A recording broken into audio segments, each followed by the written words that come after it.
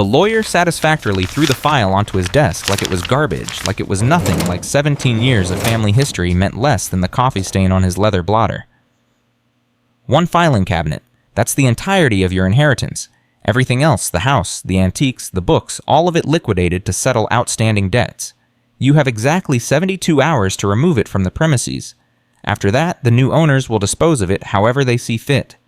Sarah Mitchell gripped the armrests of the cheap plastic chair, her knuckles turning white, her swollen belly pressing against the edge of the lawyer's desk.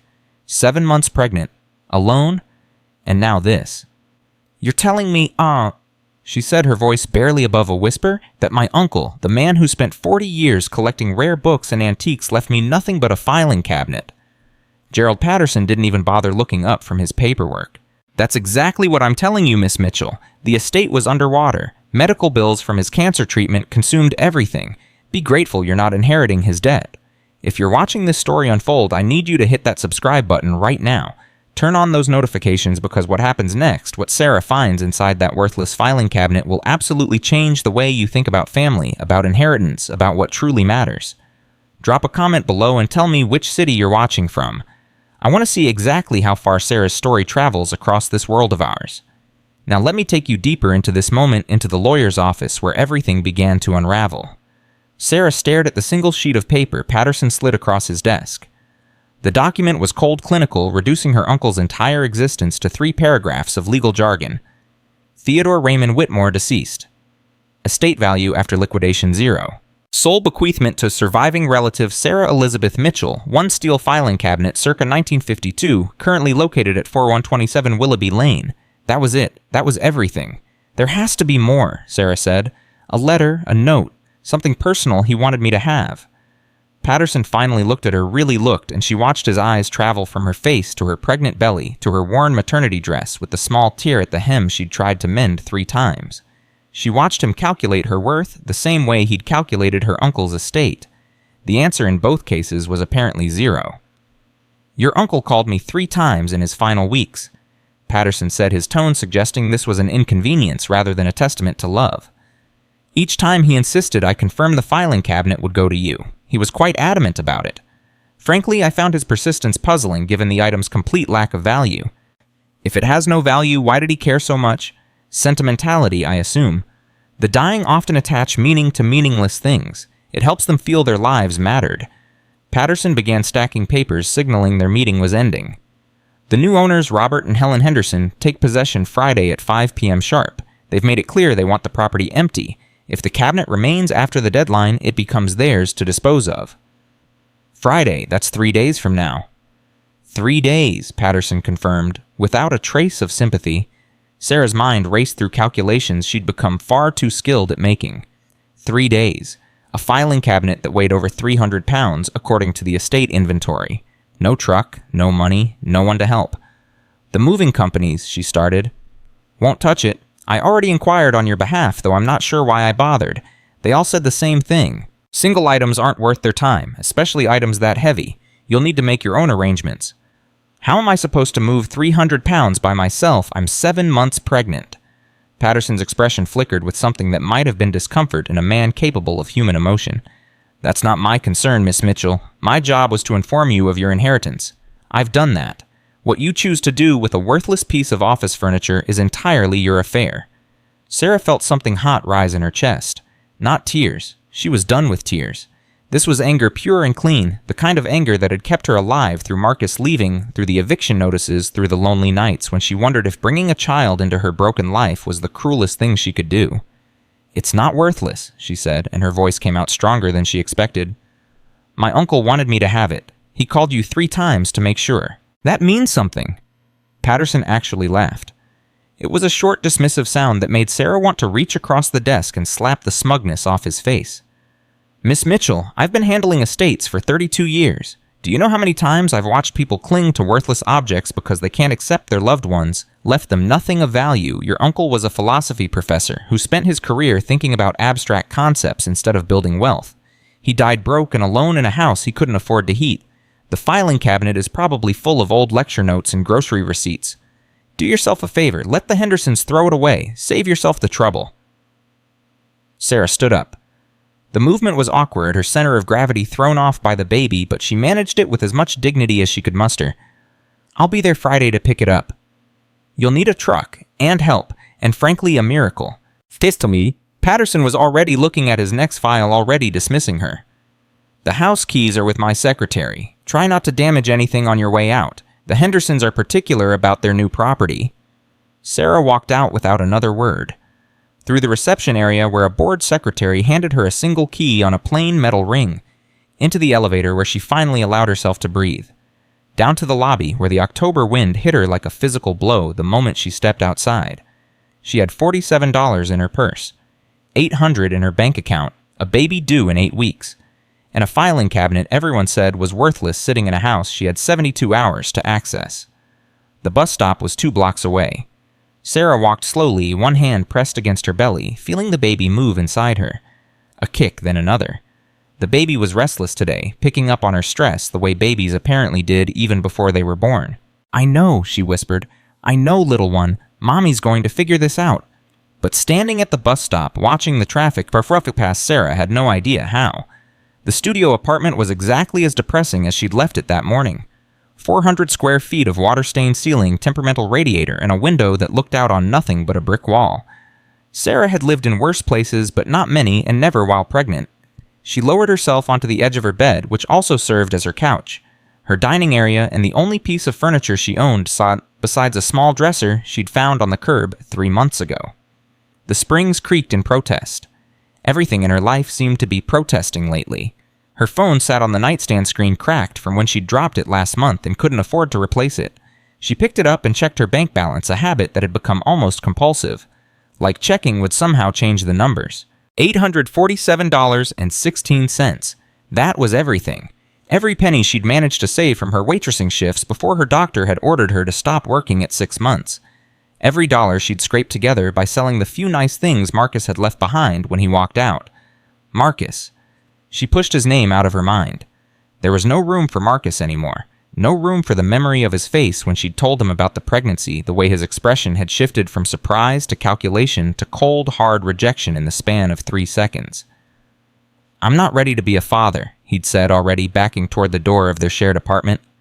"Nobody's ever ready," she'd replied, still stupid enough to hope. "No, Sarah, you don't understand. I'm not going to be a father, not to this kid, not to any kid. I'm leaving. Tonight. Don't try to contact me." He'd taken the TV, the microwave, the good winter coat she'd saved for months to buy. He'd cleaned out their joint checking account, the one she'd stupidly trusted him with. He'd left her with nothing but rent she couldn't afford and a baby she hadn't planned but already loved more than she'd ever loved him. That was 4 months ago. Sarah had moved 3 times since then, each place smaller and cheaper than the last. This studio was the bottom of the barrel, and some days she could feel the barrel scraping against rock. She did the math in her head. Rent due in 2 weeks, $475. Overdue electric bill, $63. Phone bill, $42. Prenatal vitamins, $12. The doctor said those weren't optional. $847 minus $475 minus $63 minus $42 minus $12. $255. That was what she'd have left for food, transportation, and everything else until what? Until the baby came and she could go back to work. That was 2 months away. Until some miracle appeared and solved all her problems, she'd stopped believing in miracles around the same time Marcus walked out. And now she had to find a way to move a 300-pound filing cabinet with no money, no help, and 72 hours to do it. Sarah picked up her phone and started scrolling through her contacts. The list was shorter than it used to be. People had a way of disappearing when you got pregnant and broke at the same time. Baby showers were for women with support systems. Sarah's support system consisted of herself and whoever she could convince to answer the phone. Jake Morrison. 2nd floor. He had a pickup truck, she'd seen it in the parking lot. She called his number and waited. "Yeah," his voice was rough, groggy. "Jake, it's Sarah from 4C. I'm really sorry to bother you, but I need a huge favor." "Sarah." A pause, some shuffling. "Look, I'd love to help with whatever it is, but I just had shoulder surgery 3 days ago. Doctor says I can't lift anything heavier than a gallon of milk for the next 6 weeks. "Oh God, I'm sorry. I didn't know." "It's fine. What do you need?" "Maybe I know someone." She explained everything. The filing cabinet, the 72-hour deadline, the 300 pounds that made it impossible for her to move alone. Jake listened without interrupting, which she appreciated more than he knew. "That's a lot of weight," he said when she finished. "And you're 7 months along 7.5. Jesus, Sarah." He sighed heavily. "Look, you seem like a nice person, and I don't want to be the one to say this, but maybe you should just let it go. Whatever's in that cabinet, it can't be worth risking your health. You've got a baby to think about." "It's all I have left of him." Her voice cracked, and she hated herself for it. "My uncle. He was the only family I had after my parents died, and now everyone keeps telling me to throw away the one thing he wanted me to have." Silence on the other end. Then, "I have a buddy, Tommy Chen. He does moving jobs on the side off the books. He's not cheap, but he might work something out. Let me give you his number." Sarah grabbed a pen in the back of an old envelope. "Thank you, Jake, really." "Don't thank me yet. Tommy's kind of an asshole, but he's got a truck." She called Tommy Chen the moment she hung up with Jake. 4 rings before someone picked up. "Chen Moving, this is Tommy." "Hi, my name is Sarah Mitchell. Jake Morrison gave me your number. I need help moving a filing cabinet." "A filing cabinet?" His tone was flat. "Just one piece." "Yes, but it's heavy, about 300 pounds. Tommy laughed. The sound had an edge to it that made Sarah's stomach tighten. "Lady, I don't do single-item jobs. Minimum charge is $250, and that's for a full load. One cabinet isn't worth my gas money." "Please, I'm desperate. I can pay, just maybe not $250. "How much can you pay?" Sarah thought about the numbers again. The rent, the bills, the baby. $60, maybe $70 if I skip a few things. The laugh this time was harsher. $60, lady, you're wasting my time. Call someone else." "There is no one else. I've tried everyone. Please, I'm 7 months pregnant and I have 3 days to move this thing or it gets thrown away. It's all I have left of my family." A pause. For a moment, Sarah allowed herself to hope. "Not my problem," Tommy said. "Good luck." The line went dead.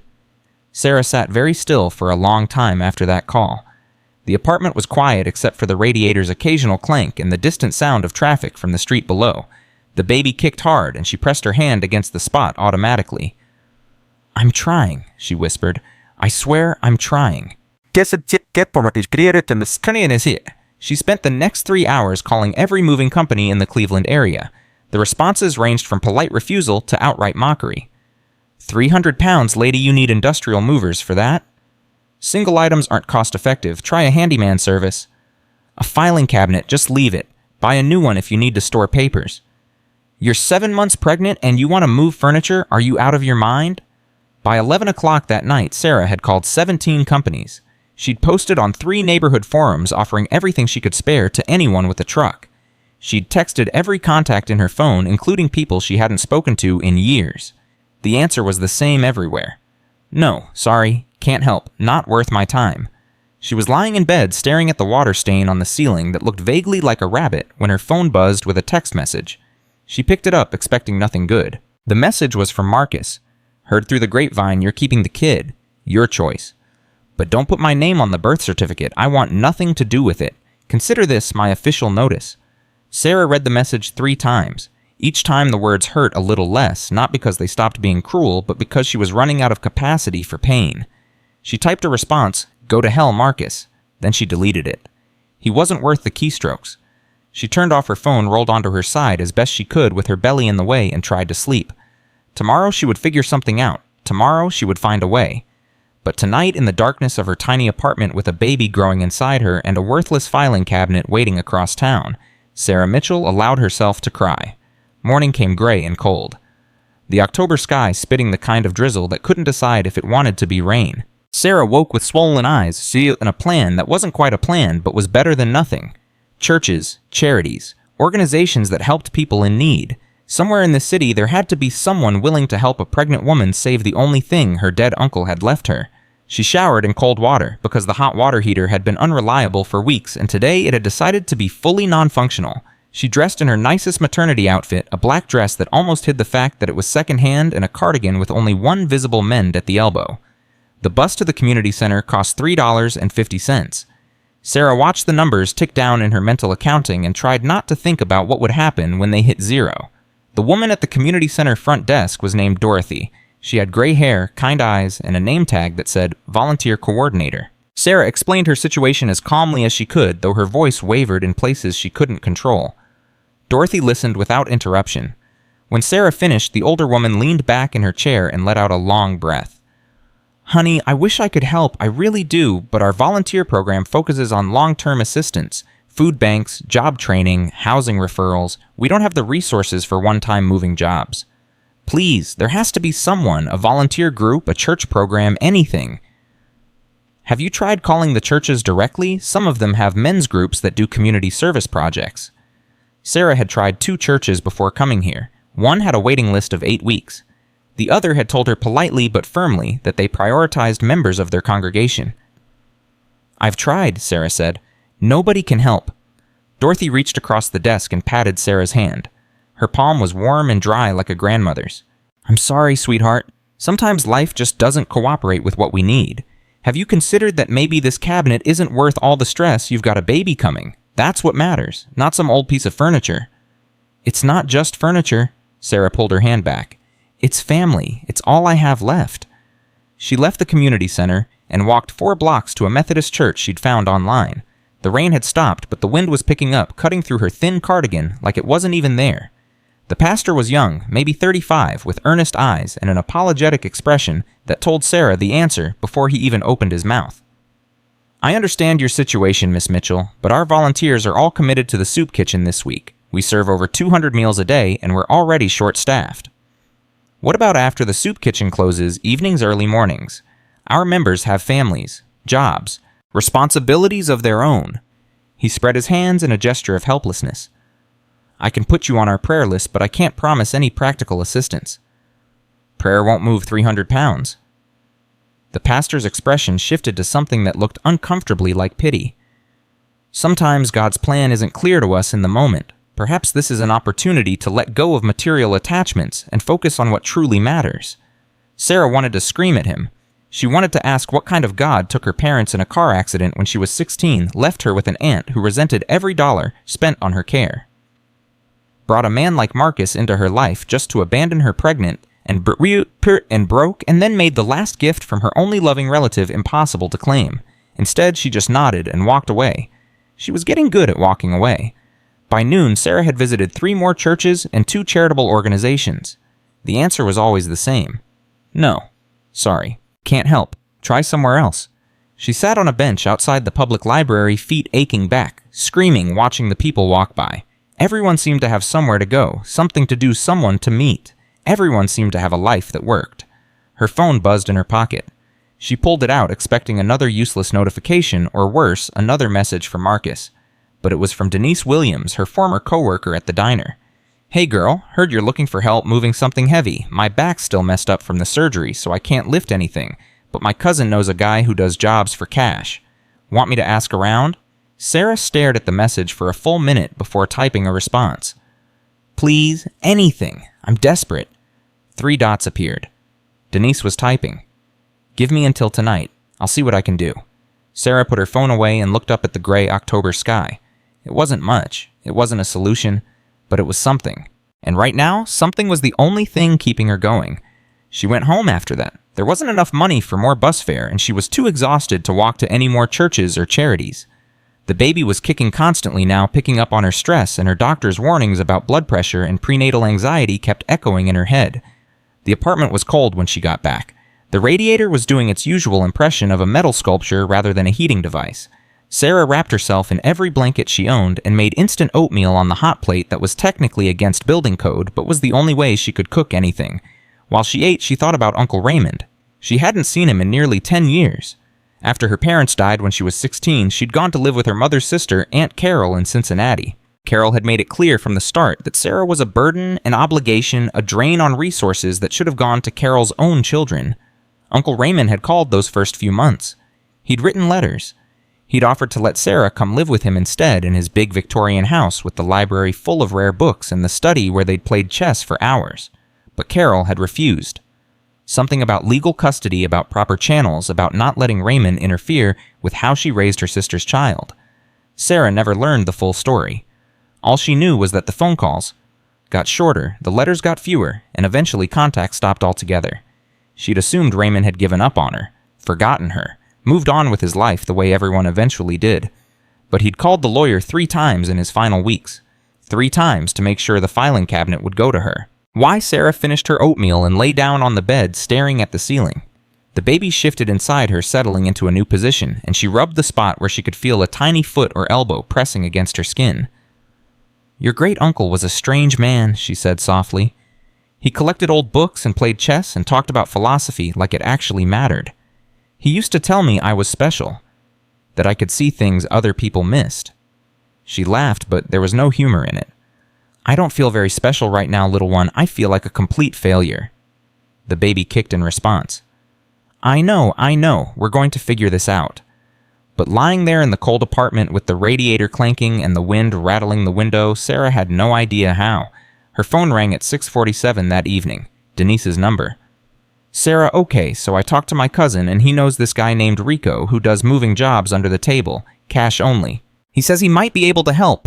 Sarah sat up so fast she got dizzy. "Might? What does might mean? He wants $75, and he can only do it Thursday afternoon, tomorrow. $75. Sarah did the math one more time. That would leave her with $180 after bills. Still not enough. Nowhere near enough. But maybe she could stretch it. "I can do 75, she said. "Thursday afternoon works. That's cutting it close, though. The deadline is Friday at 5. "I know, it's the best I could get. Rico's not exactly reliable, but he's got a truck and he's willing to do it for cheap." A pause. "Sarah, you should know, he's going to want half up front." "That's fine, whatever it takes." "Okay, I'll text you his number, and Sarah, whatever's in that cabinet, I hope it's worth all this." "So do I." She hung up and immediately called the number Denise sent. Rico answered on the first ring, his voice rough and impatient. "Yeah, Rico, this is Sarah Mitchell, Denise's friend, about the moving job. Oh yeah, the pregnant lady with the filing cabinet. Denise told me about you." A snort that might have been laughter. $75 half up front tomorrow at 2. Give me the address." Sarah gave him the address of Uncle Raymond's house. Rico repeated it back, getting 2 numbers wrong, which she corrected. "Got it. I'll be there at 2. You better have my money ready. I don't do charity work." "I'll have it. Thank you, Rico, really." "Save the thanks until the job's done." He hung up without saying goodbye. Sarah sat in the darkness of her apartment phone pressed to her chest and allowed herself one moment of hope. Tomorrow. Tomorrow she would go to Uncle Raymond's house and find a way to open that filing cabinet. Tomorrow Rico would help her move it to somewhere. She still hadn't figured out where. Her apartment was too small. Her landlord had already refused to let her use the building's storage, but she would figure it out. She had to, tomorrow. Wednesday morning came bright and cold, a cruel mockery of sunshine that did nothing to warm the air.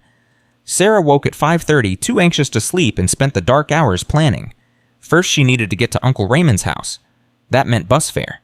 The round trip would cost her $7, which felt like a fortune. Second, she needed to figure out where to put the cabinet once Rico helped her move it. She still hadn't solved this problem, but she was hoping that seeing the cabinet, understanding how big it really was, would give her ideas. Third and most important, she needed to find a way to open it. 4 locked drawers, no keys. The lawyer had been useless as expected. Maybe the keys were hidden in the house somewhere, or maybe she could break the locks, or maybe... She pushed the thoughts away. One step at a time. Get to the house first. Figure out the rest later. The bus dropped her at the corner of Willoughby Lane at 8:45. Sarah walked the last block slowly, her back aching, her breath coming in small clouds in the cold air. The Oakwood Heights neighborhood was everything her own neighborhood wasn't. Tree-lined streets, Victorian houses with pristine paint and manicured lawns, cars and driveways that cost more than she'd earn in a decade. Uncle Raymond's house sat at the end of a cul-de-sac partially hidden by overgrown hedges that no one had trimmed in months. It looked different from what she remembered. Smaller somehow. Sadder. The paint was peeling around the windows and the front porch sagged slightly to the left. A bright red sold sign leaned in the front yard like an accusation. Sarah climbed the porch steps carefully, testing each one for stability. The key Patterson had given her stuck in the lock, swollen wood, resisting metal, but she put her shoulder into it and the door groaned open. The smell hit her first. Dust and abandonment. The particular mustiness of a house where no one had lived for months. She stepped inside and closed the door behind her, standing in the foyer where she'd stood so many times as a child. It was different now. Empty. The furniture was gone, sold at a state auction. Rectangular shadows on the wallpaper marked where paintings had hung. The hardwood floors were scratched and dull, covered in a fine layer of dust that showed her footprints as she walked. Sarah made her way through the house, slowly cataloging what remained. Not much. The new owners had apparently purchased the property fully furnished, but the estate sale had stripped almost everything of value. What was left was too broken, too old, or too worthless to bother with. The kitchen still had its original cabinets, ugly orange laminate from the 1970s that no one wanted. The dining room had a chandelier, with missing crystals. The living room had built-in bookshelves, empty now, that took up one entire wall. She saved the study for last. Uncle Raymond's study had been her favorite room as a child.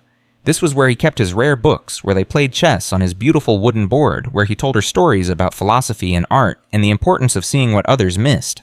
The study was at the back of the house with windows that looked out on an overgrown garden. Sarah pushed open the door and stepped inside. The room was empty except for one thing. The filing cabinet stood in the corner exactly where the estate inventory said it would be. 4 drawers tall, industrial gray, covered in scratches and dents from decades of use.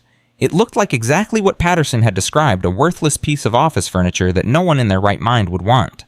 But Uncle Raymond had called the lawyer 3 times to make sure it would go to her. Sarah crossed the room and stood in front of the cabinet. Up close, she could see that the scratches formed patterns.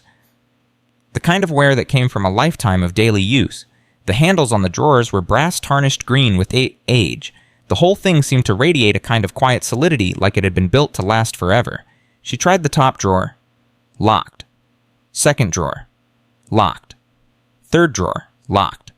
Fourth drawer. Locked. Sarah stepped back and surveyed the room. If Uncle Raymond had left her the keys, where would he have put them? She started searching. The empty bookshelves, the windowsills, the closet that had been cleared of everything except a few wire hangers. She got down on her hands and knees, awkward with her pregnant belly, and looked under the radiator in the corners along the baseboards. Nothing. She sat back against the wall, breathing hard. The baby was kicking again, restless with her anxiety. Okay, she said aloud, because talking to herself had become a habit over the past 4 months of being alone. Think. Uncle Raymond loved puzzles. He loved hidden meanings. He used to say that the most valuable things were the ones people overlooked. So if he hid the keys, he wouldn't just put them somewhere obvious. He'd put them somewhere that meant something. What had meant something to Uncle Raymond? Chess. They'd played chess for hours in this very room. He'd taught her the game when she was 7 years old, starting with how the pieces moved and progressing to complex strategies she still remembered 20 years later. The chess set itself was gone sold with everything else. But the small side table where they'd played that was still here. It sat in the corner, too damaged for the estate sale to bother, with its surface scratched and water-stained. Sarah crawled over to the table and examined it.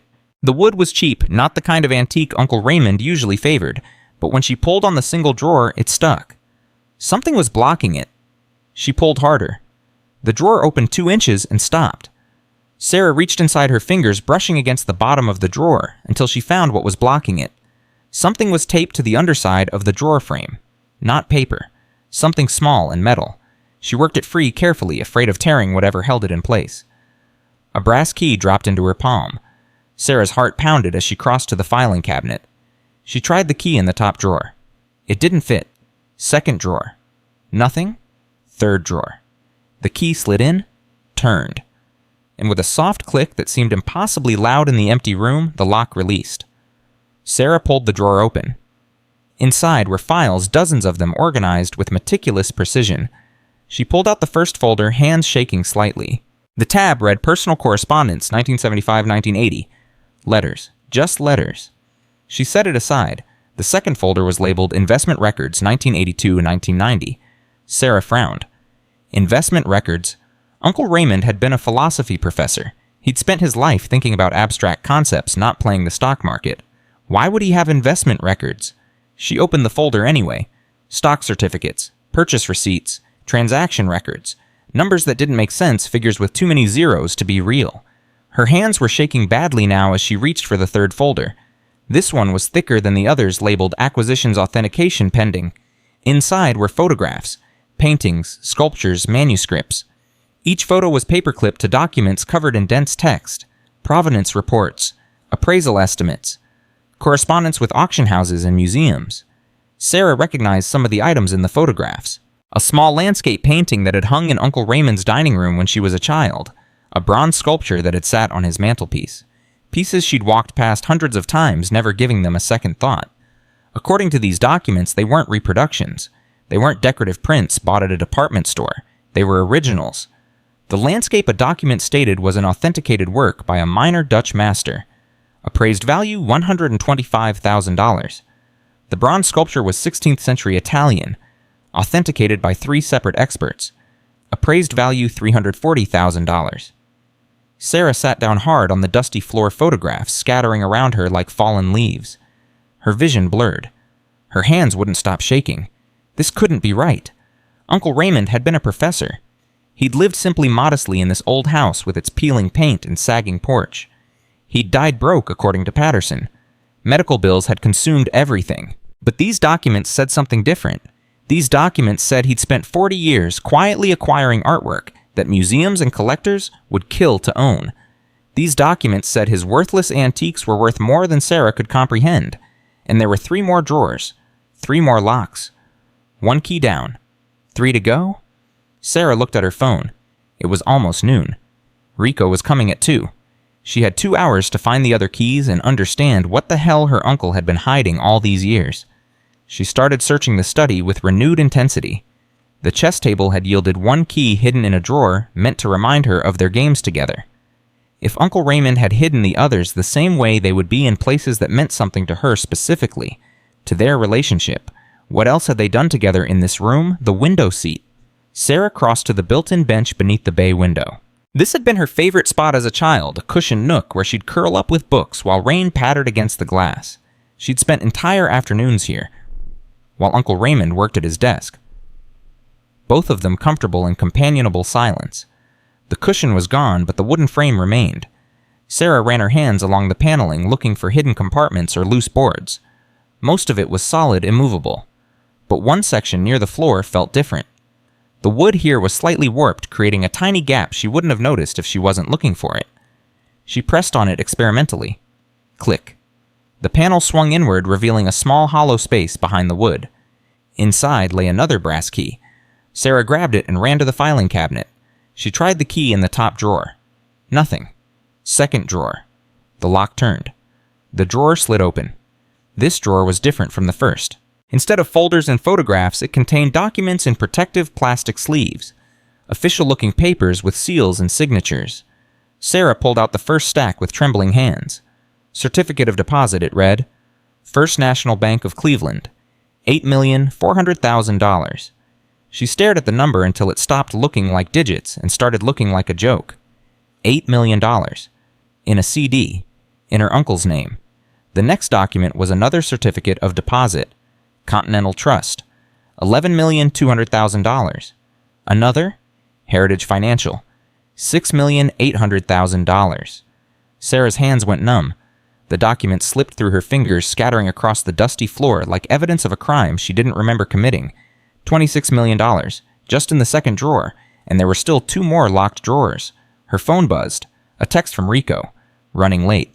Be there at 2:30. Better have my money. 2:30. That was less than 3 hours away. She had to find the other keys. Had to understand what all of this meant. Had to figure out if these documents were real or if this was some kind of elaborate delusion her grief had constructed. Sarah forced herself to breathe. In through the nose, out through the mouth. The way the doctor had taught her when her blood pressure spiked during her last appointment. Focus, she whispered. 2 more keys, 2 more drawers. Think. Uncle Raymond had hidden the first key in the chess table drawer, a reminder of the games they'd played together. He'd hidden the second in the window seat, her favorite reading spot as a child. Both locations were personal, meaningful, connected to their relationship. What else? What other memories could she use? The photograph. Sarah's breath caught as the memory surfaced. She'd been 8 or 9 years old, upset because the popular girls at school had made fun of her for being quiet, for reading too much, for not having nice clothes or the right toys. Uncle Raymond had brought her to his study and shown her something she'd never forgotten. A silver-framed photograph of her mother as a young girl, maybe the same age Sarah had been. She'd looked so much like Sarah, it was almost eerie. Your mother was overlooked too, Uncle Raymond had said. The world saw a quiet girl with second-hand clothes just like they see you, but she became someone remarkable, someone who made a difference. You have the same gift, Sarah, the same ability to see what others miss. Never let them convince you that you're worthless. The photograph had been in a silver frame kept in his desk drawer. She'd seen it during her last visit years ago when she was barely an adult and everything still seemed possible. The desk was gone now, sold at the estate sale. But Sarah remembered suddenly and clearly that the photograph hadn't sold. She'd seen it in a box marked "Free Take What You Want" during the estate liquidation, a box of items too damaged or worthless for anyone to price. The box had been moved to the garage to get it out of the way. Sarah ran, through the study, down the hall, through the kitchen to the side door that led to the garage.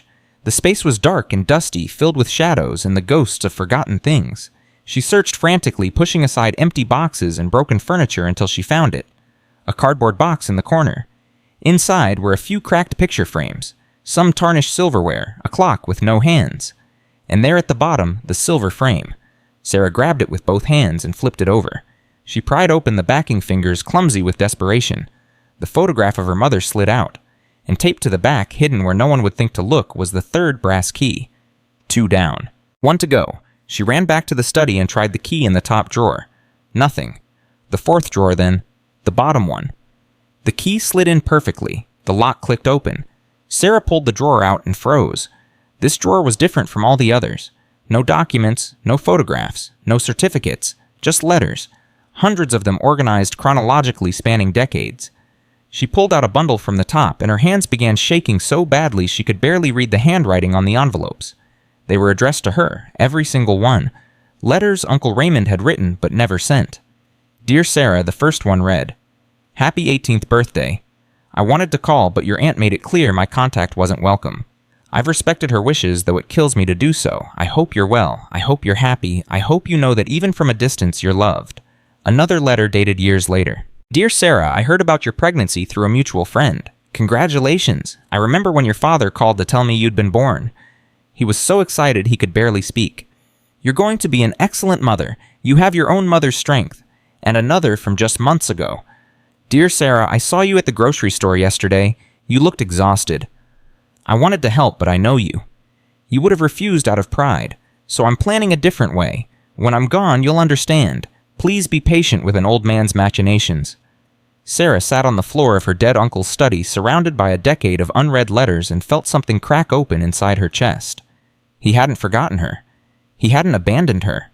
All these years, while she'd assumed he'd given up, he'd been watching, writing, planning. At the bottom of the drawer, beneath all the letters, was one final envelope. This one was thicker than the others, the paper heavier. Sarah opened it with trembling fingers. Inside were 2 things. A 4th brass key smaller than the others, and a letter in Uncle Raymond's careful handwriting. My dear Sarah, if you're reading this, I have died and you have found the cabinet I left you. I imagine you're frustrated.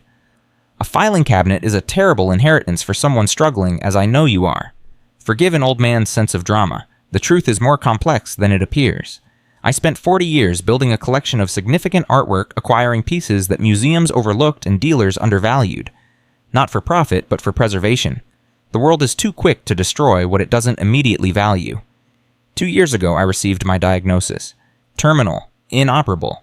I had perhaps 3 years, the doctors said. In the end, I had 27 months. I sold the collection piece by piece through private sales and auction houses. Not because I needed the money, but because I needed to transform it into something more flexible, more useful, more secure. Sarah, the money from those sales is being held in trust. The documents in the 2nd drawer will explain everything. But the trust has conditions. It cannot be accessed until either your 35th birthday or 1 year after my death, whichever comes first. I know this seems cruel. I know you're struggling now, but I need you to survive this year to prove to yourself that you can before you have the resources to build something greater. The 4th key opens a safety deposit box at First National Bank. Inside, you'll find the trust documents and the name of the lawyer who controls everything. Her name is Patricia Hendricks. She will explain the rest. But Sarah, and this is crucial, you must tell no one about this until you understand the full scope. Money like this attracts attention, and not all of it kind. You always asked the right questions as a child. You saw what others missed. I'm trusting you to do so again. With more love than I knew how to show Uncle Raymond. P.S. The total value of the trust once all sales are complete and investments are settled will be approximately $312 million. Give or take? Sarah read the letter 3 times. $312 million. $312 million. The number refused to make sense. It sat in her brain like a foreign object, something that didn't belong, that couldn't possibly be real. Her phone buzzed. Another text from Rico. 15 minutes out. You ready? Sarah looked at the letter in her hands, the documents scattered across the floor. The filing cabinet full of impossible secrets. Rico was coming to help her move a cabinet she now knew was worth more than anything she could imagine. A cabinet that contained the keys to $312 million, and a year of waiting she didn't know if she could survive. She started gathering the documents, putting them back in their folders, closing the drawers one by one. Her hands were shaking, but her mind was suddenly terrifyingly clear. She had to get this cabinet out of here, had to get it somewhere safe, had to figure out how to survive the next 11 months on nothing while sitting on a fortune she couldn't touch. The front door rattled. Sarah froze. Rico wasn't supposed to be here for another 15 minutes, and he would have knocked, not tried to walk in. The door rattled again, harder this time. Then a voicemail, and irritated, carried through the thin walls. Hello, the house is sold. If someone's in there, you're trespassing. The new owners, the Hendersons. 2 days early. Sarah shoved the last of the documents into the cabinet and slammed the drawer shut. Her heart was pounding so hard she could feel it in her throat, in her temples, in the baby kicking frantically in her belly. The front door opened. Footsteps in the foyer, and Sarah stood alone in the study with a filing cabinet full of $312 million, no way to move it, and strangers who had every legal right to throw her and everything she'd just discovered into the street. Sarah pressed herself against the wall of the study, heart-hammering mind racing through options that didn't exist. The footsteps were getting closer. 2 sets, maybe 3. Voices she didn't recognize, sharp with irritation and entitlement. I told Patterson we should have changed the locks immediately, a man's voice said. Who knows how many people have keys to this place? Robert, calm down. It's probably just a vagrant looking for shelter. We'll call the police if we need to. The woman's voice was closer now. Sarah could hear them in the hallway just 20 feet from the study door. She looked at the filing cabinet, at the drawers, full of documents worth more than entire neighborhoods, and felt a surge of protective fury that surprised her. They would not take this from her. Not after everything. Not when she was this close. She stepped into the hallway before they could reach the study. I'm not a vagrant, she said, keeping her voice steady despite the trembling in her hands. I'm Sarah Mitchell, Theodore Whitmore's niece. I have legal right to be here until Friday at 5 p.m. The couple stopped short. Robert Henderson was tall, silver-haired, wearing the kind of casual clothes that cost more than Sarah's monthly rent. His wife Helen was smaller, softer with pearls at her throat and genuine surprise on her face. You're the niece. Robert's eyes traveled from Sarah's face to her pregnant belly, and she watched him recalculate. Whatever threat he'd been preparing to issue died on his lips. Even wealthy men thought twice about confronting pregnant women. Patterson mentioned something about a filing cabinet. That's right, I have until Friday to remove it. That was the agreement. It's Wednesday. I'm aware of what day it is. Robert's jaw tightened. He wasn't used to being spoken to this way, Sarah could tell. Probably hadn't been challenged by anyone in years, certainly not by a pregnant woman in second-hand maternity clothes. The agreement was Friday at 5, Helen said, her tone more conciliatory than her husband's. But we drove up early to start planning renovations. We didn't expect anyone to be here. I have a mover coming at 2:30. He'll help me get the cabinet out. I'll be gone within a few hours. Robert checked his watch. An expensive watch, Sarah noted.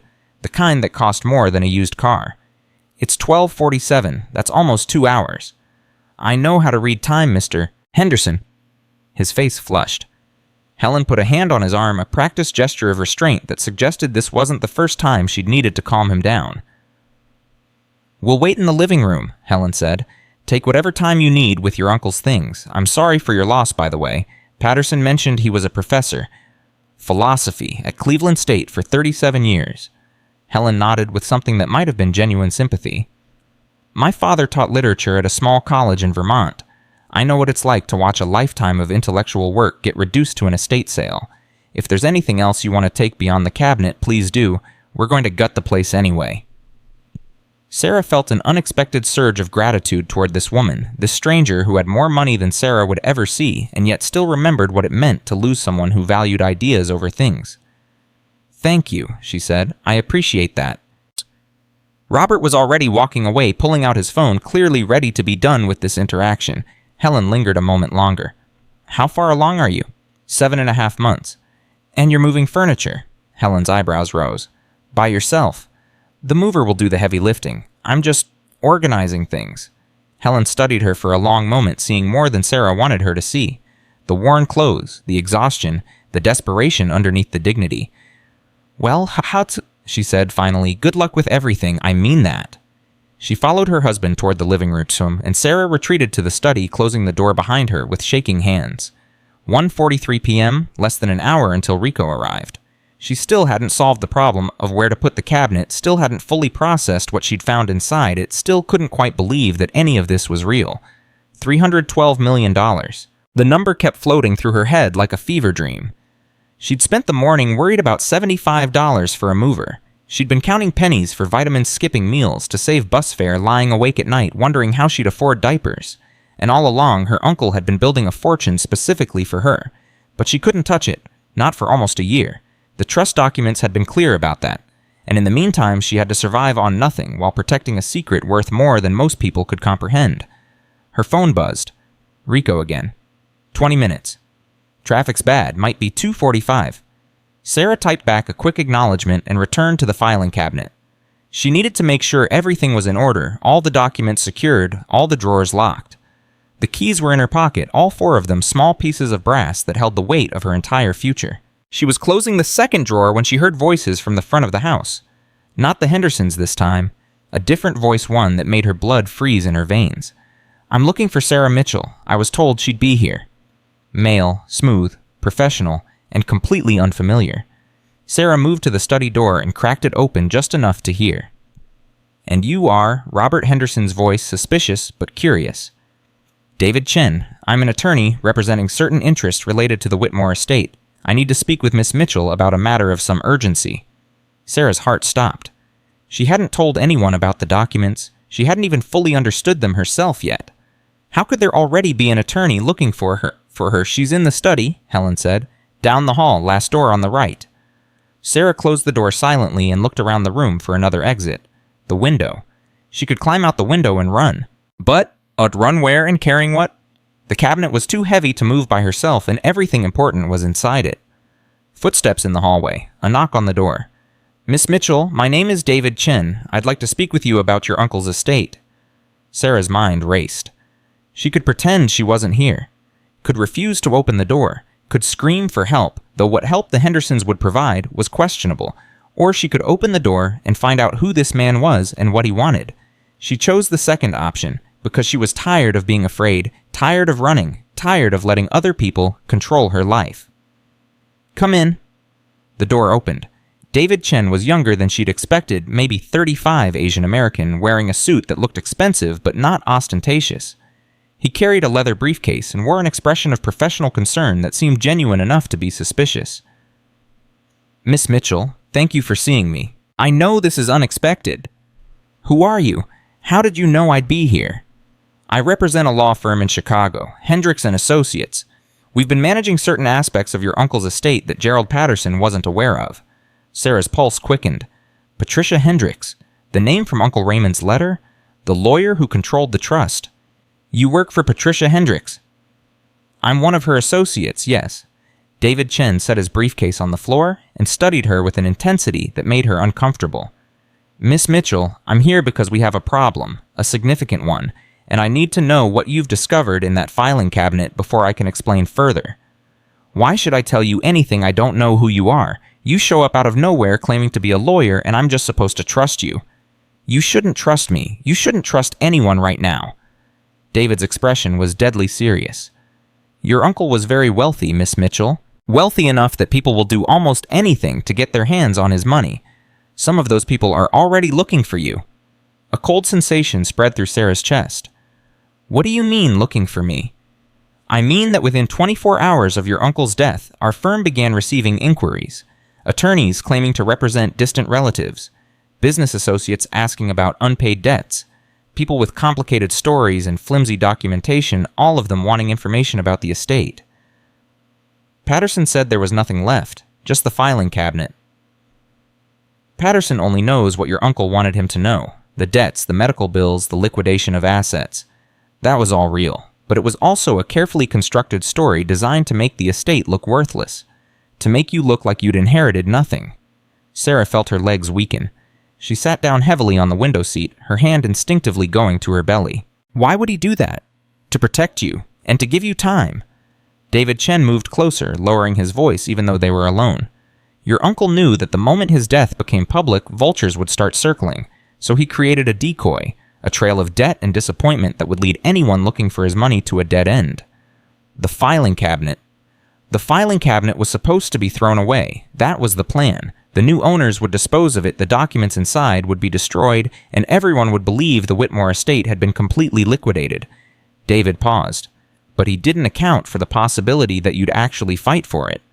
Sarah remembered Patterson's dismissiveness, the moving company's refusal, the 72-hour deadline. All of it had been designed to ensure the cabinet would end up in a landfill, its secrets gone forever. Except she hadn't let that happen. I don't understand, she said slowly. If he wanted to protect me, why not just tell me about the money? Why all the games? Because your uncle understood something most people don't. Sudden wealth is dangerous. People who inherit large sums without preparation almost always lose them, usually within 5 years. He wanted you to earn this inheritance, Miss Mitchell, to prove you were capable of seeing what others missed. Just like he always knew you could. The words hit Sarah like a physical blow. Uncle Raymond had believed in her even when everyone else had written her off, even when she'd written herself off. The trust, she said, it can't be accessed for a year. Actually, that's what I came to tell you. There's been a complication. Sarah's blood went cold. What kind of complication? A man named Victor Reyes has filed a legal claim against the estate. He says he's your uncle's son. That's impossible. Uncle Raymond never had children. I know. Your uncle was infertile, a medical condition from his 20s. We have documentation, but Reyes has hired aggressive attorneys, and they've convinced a judge to freeze the trust pending investigation. Freeze it for how long? Could be months. Could be longer if this goes to trial. David's expression was grim. In the meantime, you have no access to any of the funds. The discretionary account we set up to help you through the waiting period is also frozen. Sarah stared at him. The words not quite registering. She'd known she couldn't touch the $312 million. She'd accepted that, but she'd been counting on some small amount to help her survive the next year. Now even that was gone. I'm 7 months pregnant, she said, her voice barely audible. I have less than $100 to my name after I pay this mover. I was counting on that discretionary fund to keep me alive until the baby comes. I know, I'm sorry. Patricia wanted to come herself, but she's in court all week fighting the freeze. She sent me to warn you and to give you this. David reached into his briefcase and pulled out an envelope. He handed it to Sarah. What is it? $5,000 in cash. It's all Patricia could get without leaving a paper trail. The court is watching all the estate accounts. If they see any unusual activity, it could make the freeze permanent. $5,000. It was more money than Sarah had seen in months. It was enough to pay rent, buy vitamins, prepare for the baby. It was also a fraction of what she needed to survive for a year. I can't take this, she said, even as her fingers closed around the envelope. You don't have a choice. Consider it a loan against your inheritance if it makes you feel better. But you need to survive the next few months, Miss Mitchell. Your uncle's entire plan depends on it. A horn honked outside. Sarah jumped, then realized what it meant. Rico. The mover. He was here. I have to go, she said, shoving the envelope into her purse. I have to get the cabinet out of here. Where are you taking it? I don't know yet. My apartment's too small. I'll figure something out. David Chen looked at her. Really looked the way few people ever had. You're incredible. You know that. 7 months pregnant, no money, no help, and you're still fighting. Your uncle was right about you. I'm not incredible. I'm just too stubborn to quit. Same thing. He pulled a business card from his pocket. Call me if you need anything, day or night. Patricia's number is on the back. Sarah took the card and ran for the front door. Rico was not what she'd expected. He was small, wiry, covered in tattoos with the suspicious expression of someone who'd been burned too many times. His truck was old dented, held together by rust and willpower. You Mitchell. That's me. Where's the cabinet? Inside, back room. Rico walked past her without another word. Sarah followed, trying to keep up with his surprisingly quick pace. In the study, Rico stopped and stared at the filing cabinet. His expression shifted from impatience to calculation. That's a beast. 4 drawers, steel construction, probably original hardware. You weren't kidding about the weight. Can you move it? I can move anything. Question is, can you afford what it's going to cost to move this particular thing? Sarah's heart sank. We agreed on $75. That was before I saw what we're dealing with. This thing weighs at least 350, maybe more. I'm going to need help, and help costs money. I don't have more money. Rico shrugged. Then I guess you don't have a mover. He started to walk away. Sarah grabbed his arm. Please, I'm begging you. This cabinet is all I have left of my family. I'm 7 months pregnant, and I have nowhere else to turn. Please. Rico looked at her hand on his arm, then at her face, then at her belly. Something shifted in his expression, some reluctant humanity surfacing through the hardness. Where are you taking it? My apartment. 4th floor, no elevator. Rico laughed, but there was no cruelty in it. Lady, you really are something else. You know that I've been told. $100. That's my final offer, and only because I've got a sister who was in your situation once and nobody helped her. Sarah thought about the envelope in her purse. $5,000. It was supposed to last her through the baby's birth, through the first months of motherhood, through the long wait until the trust unfroze. She could spare $100. Deal, she said. Rico made a phone call. 20 minutes later, a man named Jorge arrived in an equally battered truck. Between the two of them, they wrestled the filing cabinet down the hallway past the Hendersons, who watched in bewildered silence through the front door and into Rico's truck bed. Helen Henderson came out onto the porch as they were securing the cabinet with straps. That's what you came for, she asked. A filing cabinet. It was my uncle's. He worked at it for almost 40 years. Helen studied the cabinet, its scratches and dents, its complete lack of obvious value. It must have meant a lot to him. I think it did. Helen nodded slowly. Then, surprising Sarah completely, she reached into her purse and pulled out $200 bills. For the movers? She said. And for you. Get something to eat. You look exhausted. Sarah wanted to refuse. Her pride demanded it, but her bank account demanded otherwise. Thank you, she said. That's very generous. My father left me a box of his teaching notes when he died. Nothing valuable to anyone else. I kept every page.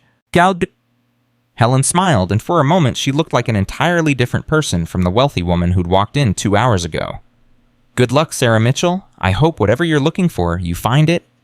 The drive to Sarah's apartment took 45 minutes. Rico and Jorge complained the entire time about the wait, the stairs, the absurdity of moving a 300-pound cabinet to a 4th-floor walk-up. But they did it. By 5 o'clock, the filing cabinet stood in the corner of Sarah's tiny studio apartment, taking up space she didn't have, containing secrets she still didn't fully understand. Sarah paid Rico his $100, adding an extra $20 from Helen's gift. He looked at the bill like it was a foreign object. You didn't have to do that. You didn't have to help me, but you did. Rico shrugged, uncomfortable with gratitude. My sister, the one I mentioned, she lost her baby because she couldn't afford a doctor. 8 months along, just like you. Landlord evicted her, she ended up on the street, and by the time anyone found her, it was too late. Sarah felt her throat tighten. I'm sorry. Yeah. Well. Rico shoved the money in his pocket. Take care of yourself, and that kid. Don't let the world grind you down. He left. Jorge followed, and Sarah was alone with her filing cabinet and her questions and a future that had become completely unrecognizable. She sat on the floor next to the cabinet, too tired to move, too wired to sleep. The baby was kicking constantly a steady rhythm that reminded her she wasn't quite alone. She pulled out her phone and dialed the number on David Chen's card. Miss Mitchell, is everything okay? The cabinet's in my apartment. I'm safe, but I need to know what happens next. Next, you survive.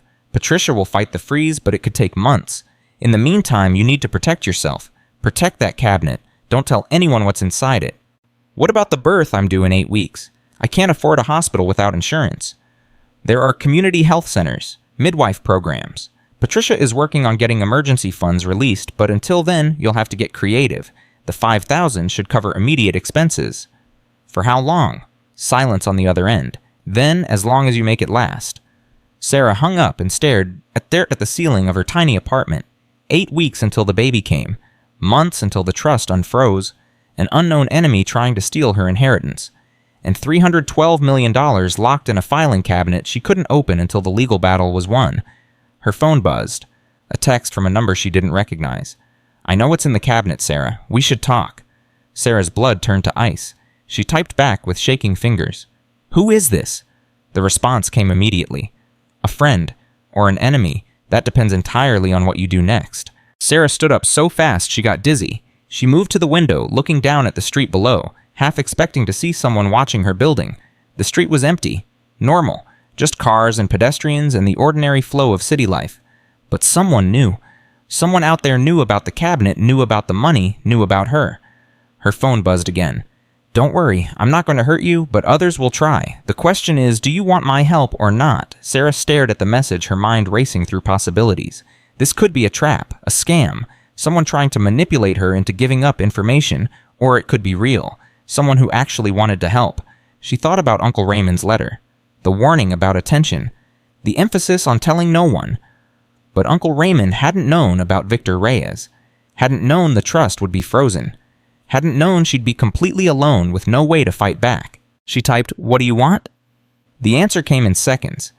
To finish what your uncle started, and to make sure the people who killed him don't get away with it. Sarah's legs gave out. She sat down hard on the edge of her bed, phone clutched in both hands, reading the words over and over. The people who killed him. Uncle Raymond had died of cancer. Natural causes. Everyone said so, but now she wasn't sure about anything anymore. "Who are you?" she typed. "A friend of your uncle's? Someone who helped him build what he left you. Someone who was supposed to protect you but arrived too late." Sarah's hands were shaking so badly she could barely hold the phone. "Meet me tomorrow, 10 a.m., the coffee shop on the corner of 5th and Main. Come alone. Don't tell anyone." And then a final message. "Trust no one, Sarah. Not even the lawyers who claim to be on your side." The phone went silent. Sarah sat in the gathering darkness of her apartment, 7 months pregnant, surrounded by secrets worth more than she could comprehend, and wondered if she'd just made the worst mistake of her life. Or the best. The baby kicked hard, and she pressed her hand against the spot.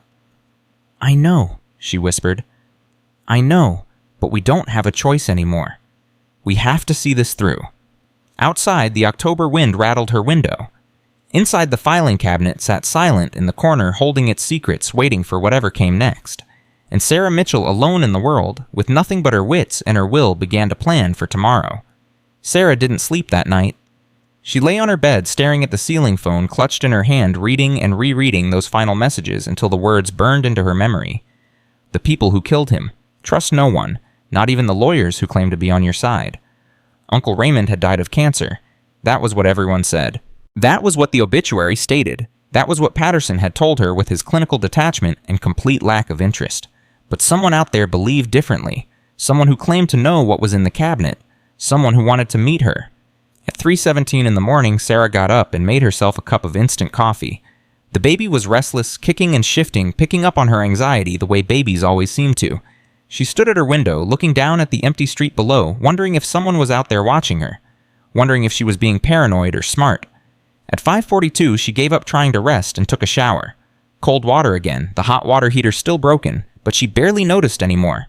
Her mind was too busy running through scenarios, calculating risks, trying to figure out what Uncle Raymond would have wanted her to do.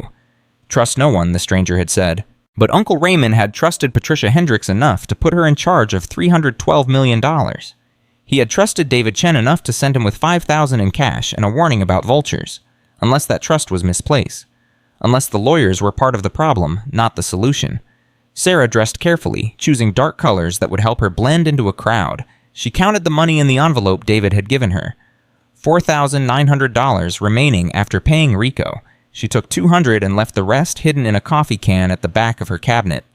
At 8:15, she left her apartment and walked 3 blocks to a bus stop she'd never used before. If someone was following her, she wanted to make it as difficult as possible. The coffee shop on 5th and Main was a small, independent place, the kind of establishment that survived on loyal regulars and strong espresso. Sarah arrived at 9:32 early enough to watch the door, to see who came and went, to identify anyone who might be waiting for her. She ordered a decaf tea she couldn't really afford and chose a table in the corner with a clear view of the entrance. Then she waited. At 9:47, a woman walked in. She was older than Sarah, maybe 55, with gray-streaked hair pulled back in a severe bun, and the kind of posture that suggested military training or ballet. She wore a dark coat over a simple dress, no jewelry except for a plain gold band on her left hand. Her eyes swept the room methodically, professionally, before settling on Sarah. She walked directly to Sarah's table and sat down without asking permission. "You're early," the woman said. Her voice was low-controlled, with a slight accent Sarah couldn't place. "That's good. It means you're taking this seriously. Who are you?" "My name is Margaret Chen." I was your uncle's research partner for 15 years. Sarah felt her heart stutter. Research partner Uncle Raymond was a philosophy professor. Among other things, Margaret signaled the waitress and ordered black coffee. Your uncle was a brilliant man, Sarah. Brilliant and secretive and absolutely ruthless when it came to protecting what he loved. He spent 40 years building a collection of artwork that most museums would kill to possess. But that's not why people are interested in him now. Then why? Margaret waited until the waitress delivered her coffee and walked away. Then she leaned forward, lowering her voice. Because your uncle didn't just collect art. He collected information, secrets, evidence of crimes committed by some of the wealthiest and most powerful people in this country. And he hid all of it in plain sight disguised as worthless old papers in a filing cabinet nobody wanted. Sarah's blood ran cold. That's insane. Is it? Think about it. A philosophy professor with no apparent wealth, living modestly in an old house surrounded by what everyone assumed was junk, the perfect cover, the perfect disguise. Who would ever suspect that man of being dangerous? Dangerous to whom, Pat? Margaret's expression hardened. To the people who had him killed. Sarah gripped the edge of the table. He died of cancer. Natural causes. He died of cancer that was diagnosed 18 months after he started selling his collection. Cancer that progressed unusually fast despite aggressive treatment. Cancer that conveniently killed him before he could finish transferring everything to you. You're saying someone gave him cancer. I'm saying there are ways to accelerate illness, to ensure someone dies before they become a problem. Your uncle knew too much about too many people, and once he started liquidating his assets, once it became clear he was preparing for the end, certain parties got nervous. Sarah felt the baby kick hard as if in protest. This doesn't make sense. If they wanted him dead, why not just kill him outright? Why go through the trouble of making it look natural? Because Raymond Whitmore wasn't just some random collector. He was connected. He had files on senators, CEOs, judges. If he'd been murdered, obviously people would have investigated. Questions would have been asked. The files might have surfaced. But a natural death, a tragic but expected end to a terminal illness, nobody looks too closely at that. Sarah wanted to dismiss all of this as paranoid fantasy, but something in Margaret's eyes, something in the methodical way she presented her case made it impossible to ignore. What do they want? Sarah asked. The people who supposedly killed him. The same thing everyone wants. The files, the evidence, the insurance policy your uncle created to protect himself and now to protect you. I don't have any files. I have financial documents. Investment records, that's all. Margaret smiled, but there was no warmth in it. Have you examined every document in every drawer? Have you looked behind the folders under the false bottoms inside the framework of the cabinet itself? Sarah thought about the keys she'd found. The hidden compartments, the way Uncle Raymond had concealed everything in places that only she would think to look. No, she admitted, I haven't had time. Then I suggest you make time, because the people looking for those files won't stop until they find them, or until they find you. A chill ran down Sarah's spine. Are you threatening me? I'm warning you, there's a difference. Margaret pulled an envelope from her coat pocket and slid it across the table. This is everything I know about the people hunting you. Names, connections, methods. Read it carefully, memorize it, then destroy it. Why are you helping me? Because Raymond asked me to. 2 weeks before he died, he called me in the middle of the night, said things were moving faster than he'd expected, said if anything happened to him, I needed to find you and make sure you understood what you'd inherited. Why didn't you contact me sooner? Because I had to be sure you were the right person. Raymond told me about the filing cabinet test. He said if you were strong enough to fight for something everyone told you was worthless, you were strong enough to handle the truth. If you'd let them throw it away, Margaret shrugged, then I would have known you weren't ready. Sarah absorbed this in silence. The test, the impossible deadline, the mover nobody would hire. All of it had been designed to see if she would give up or fight, and she'd fought. What am I supposed to do now? She asked. Survive.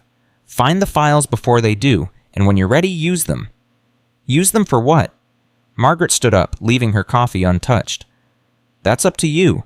Raymond left you more than money, Sarah. He left you power. The question is whether you have the courage to use it. She walked toward the door, then paused and looked back. One more thing. David Chen, the lawyer who came to see you. Don't trust him. He works for Patricia Hendricks. He's supposed to be on my side. Patricia Hendricks is genuine. But David Chen has been in contact with Victor Reyes's attorneys for the past 3 months. Whatever he told you, whatever he gave you, assume it was designed to track you, manipulate you, or both. Sarah's stomach dropped. The $5,000, the envelope with cash that she'd accepted gratefully, desperately. How do I know you're not lying? You don't, that's the point. You can't trust anyone anymore, Sarah. Not fully, not until this is over. Margaret pushed open the door. Welcome to your uncle's world. Then she was gone, swallowed by the morning crowd on 5th Street.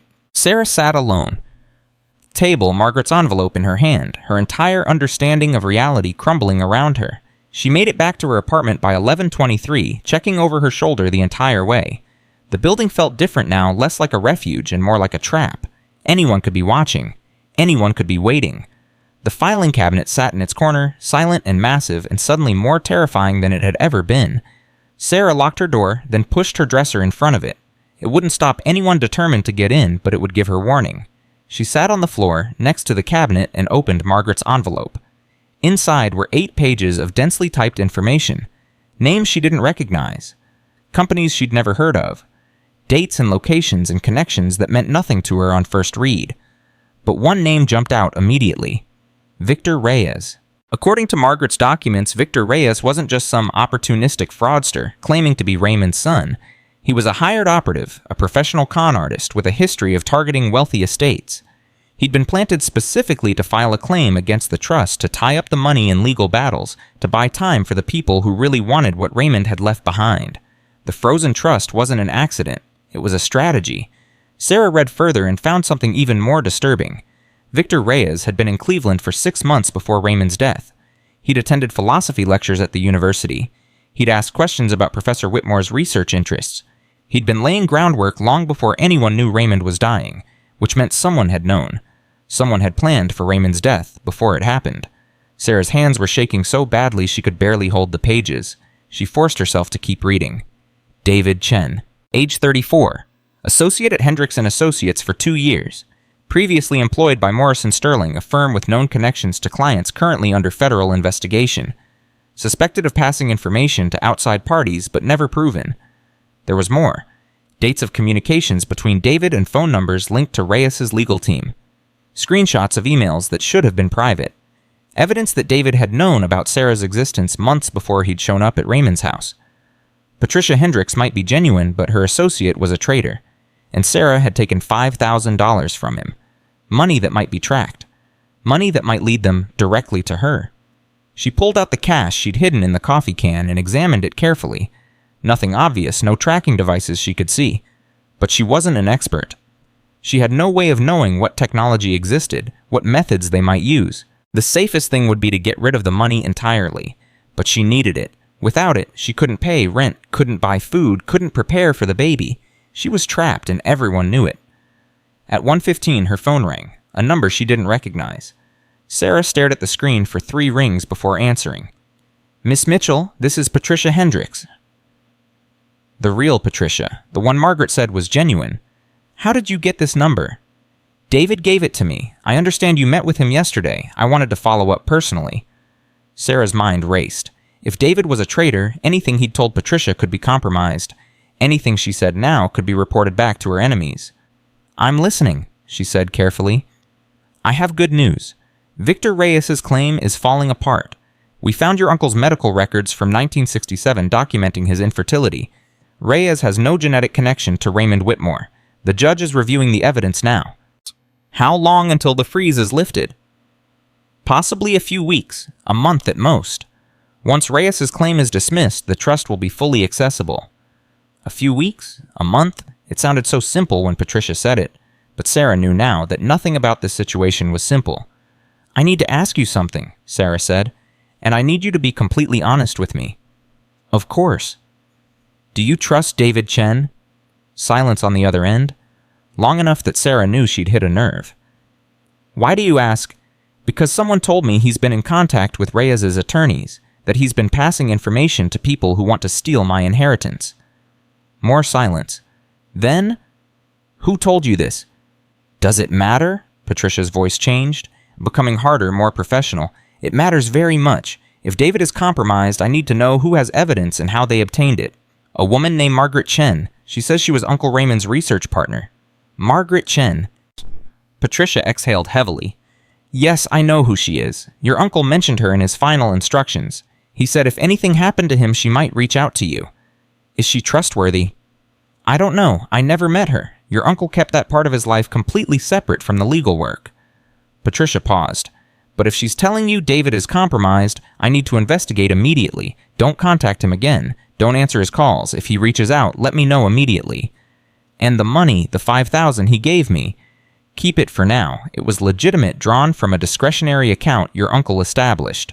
But be careful how you spend it. Use cash whenever possible. Don't deposit it in any account linked to your name. Sarah felt a small measure of relief. At least the money wasn't a trap, not a direct one anyway.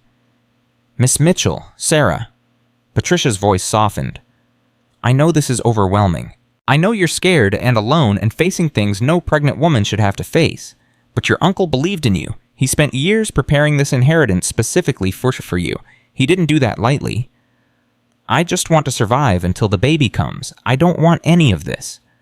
I understand, but whether you want it or not, you have it. $312 million and the power that comes with it. The only question now is whether you'll let that power destroy you or use it to build something your uncle would have been proud of. Sarah didn't know how to answer that. She wasn't thinking about power or pride or building anything. She was thinking about her baby, about keeping them both alive, about making it through the next 24 hours without falling apart completely. I have to go, she said. Call me if you need anything, day or night. And Sarah, be careful who you trust. The line went dead. Sarah sat on her bed, staring at the filing cabinet, Patricia's warning echoing in her head. Be careful who you trust. Margaret had said the same thing. David had seemed trustworthy. The Hendersons had seemed kind. Everyone seemed like something until they weren't. She spent the rest of the afternoon going through the cabinet again, this time more carefully. She removed each folder, examined every document, searched for hidden compartments she might have missed. In the bottom of the fourth drawer beneath the stack of unsent letters, she found something she hadn't noticed before. A false bottom, just like the one she'd discovered at Raymond's house. She pried it up with her fingernails, breaking 2 of them in the process, and found a manila envelope sealed with red wax. Inside were photographs. Men in expensive suits shaking hands with politicians. Financial documents with incriminating notations. Letters that should have been destroyed decades ago. Evidence of crimes that would destroy careers and marriages, possibly send people to prison. These were the files Margaret had mentioned. The insurance policy. The power Uncle Raymond had accumulated over 40 years of patient observation. And now it belonged to Sarah. She spread the photographs across her bed, trying to understand what she was looking at. Some of the faces she recognized from news coverage, CEOs and senators and public figures. Others were strangers. One photograph made her stop breathing entirely. It showed 2 men at a restaurant clearly taken without their knowledge. One was a face she didn't recognize. The other was David Chen. He was handing an envelope across the table, and the man receiving it was smiling in a way that made Sarah's skin crawl. The photograph was dated 8 months ago, long before Raymond died. Long before David showed up at the house claiming to work for Patricia Hendricks. David Chen had been part of this from the beginning. Sarah's phone buzzed with a text message. Have you found them yet, Margaret? It had to be Margaret. Found what Sarah typed back. The files, the evidence. The reason they want you dead. Sarah looked at the photographs spread across her bed. Yes. Good. Now you understand what you're dealing with. Now you understand why you can't trust anyone. What am I supposed to do with all this? The response took a long time coming. When it finally arrived, Sarah read it 3 times to make sure she understood. Your uncle spent 40 years collecting ammunition. He never used it because he was waiting for the right moment. The right person. That person is you, Sarah. Not because you're strong or smart or brave, but because you have nothing left to lose. And people with nothing to lose are the most dangerous people in the world. At 6:47 that evening, someone knocked on Sarah's door. She froze, photographs still spread across her bed. The knock came again, more insistent. Sarah, it's David. Patricia asked me to check on you. Sarah's blood turned to ice. She gathered the photographs, quickly shoved them back into the manila envelope, and hid it behind the filing cabinet. Sarah, I know you're in there. I can see the light under the door. She pushed the dresser aside as quietly as she could and stood with her hand on the doorknob. What do you want? Just to talk. Patricia's worried about you. She said you seemed upset when you spoke earlier. I'm fine. You can go. At least let me see that you're okay. I came all this way." Sarah's mind raced. If she refused to open the door, David would know she suspected him. He might escalate, might try to force his way in, might do something desperate. But if she opened the door, she was letting the enemy into her home. She made a decision. "Hold on, I'm getting dressed." She pulled out her phone and texted, "Margaret, David Chen is at my door." "What do I do?" The response came in seconds. "Let him in, act normal, find out what he knows." Sarah took a deep breath, arranged her face into an expression of tired innocence, and opened the door. David Chen stood in the hallway with a smile that didn't reach his eyes. "There you are, you had me worried." "Sorry, I was resting. The baby's been active today." "May I come in?" Every instinct screamed no, but Sarah stepped aside and let him enter. David walked into her apartment like he owned it, his eyes sweeping across every surface, cataloging, evaluating. His gaze lingered on the filing cabinet in the corner. "I see you got it moved safely." "Yes, Rico was very helpful." "Good, good." David turned to face her, and something in his expression shifted. Became harder, more calculating. "Sarah, I need to ask you something, and I need you to be completely honest with me." "Okay." "Have you gone through all the documents in that cabinet?" Sarah felt her heart pounding, but kept her expression neutral. "Most of them. Financial records mostly, investment documents, why, nothing else, no photographs, no files that seemed sensitive. He knows what Raymond hid, and he's trying to find out if I've found it too. Just financial stuff," Sarah said. "Is there supposed to be something else?" David studied her for a long moment. Sarah held his gaze, forcing herself not to look toward the spot where she'd hidden the manila envelope. "No," he said finally. "I was just curious. Your uncle was known for keeping extensive records." "Of philosophy lectures, maybe. Not much else." "Right, of course." David smiled again, that same cold smile that made Sarah's skin crawl. "Well, I should let you rest, but if you find anything unusual, anything at all, you'll let me know."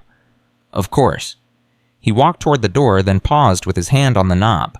"One more thing. Have you been in contact with anyone else about the estate, anyone outside of Patricia's firm?" "No. Why would I be—" "No reason. Just covering all the bases." He opened the door. "Take care of yourself, Sarah. And that baby. You're very close to the end now. It would be a shame if anything went wrong." The words hung in the air like a threat. Then he was gone, his footsteps fading down the hall. Sarah locked the door with shaking hands and pushed the dresser back in front of it. Her phone buzzed. "Margaret, well done. Now you know for certain. He's not your friend." Sarah typed back, "What do I do now?" The response came slowly, as if Margaret was choosing her words with care. "Now you prepare for war. Because it's coming, Sarah, whether you're ready or not." Sarah looked at the filing cabinet, at the hidden photographs, at the fortune she couldn't touch, and the enemies she couldn't escape. 8 weeks until the baby came. Weeks until the trust unfroze. Days until they figured out she'd found the files. Time was running out, and Sarah Mitchell was more alone than she'd ever been in her life. But she wasn't helpless anymore. She had information. She had evidence. She had the ammunition her uncle had spent 40 years collecting, and she was going to use it. The days after David Chen's visit blurred together in a haze of paranoia and preparation. Sarah barely slept, barely ate, spending every waking moment studying the files her uncle had left behind, and planning for threats she couldn't fully understand. November 3rd, 7 weeks until her due date. 23 days since she'd discovered the truth about the filing cabinet. Margaret called at 6:42 in the morning, earlier than usual. "They're moving faster than I expected. Victor Reyes withdrew his claim yesterday afternoon." Sarah sat up in bed, her back aching from another restless night. "That's good news, isn't it?" Patricia said once his claim was dismissed. The trust would unfreeze. "It would be good news if it made sense. Reyes doesn't withdraw, not when there's money at stake. The only reason he'd back off is if someone told him to. Why would they do that? Because they found another way in, one that doesn't require the courts." Margaret paused. "Sarah, I need you to check something. The financial documents in your cabinet.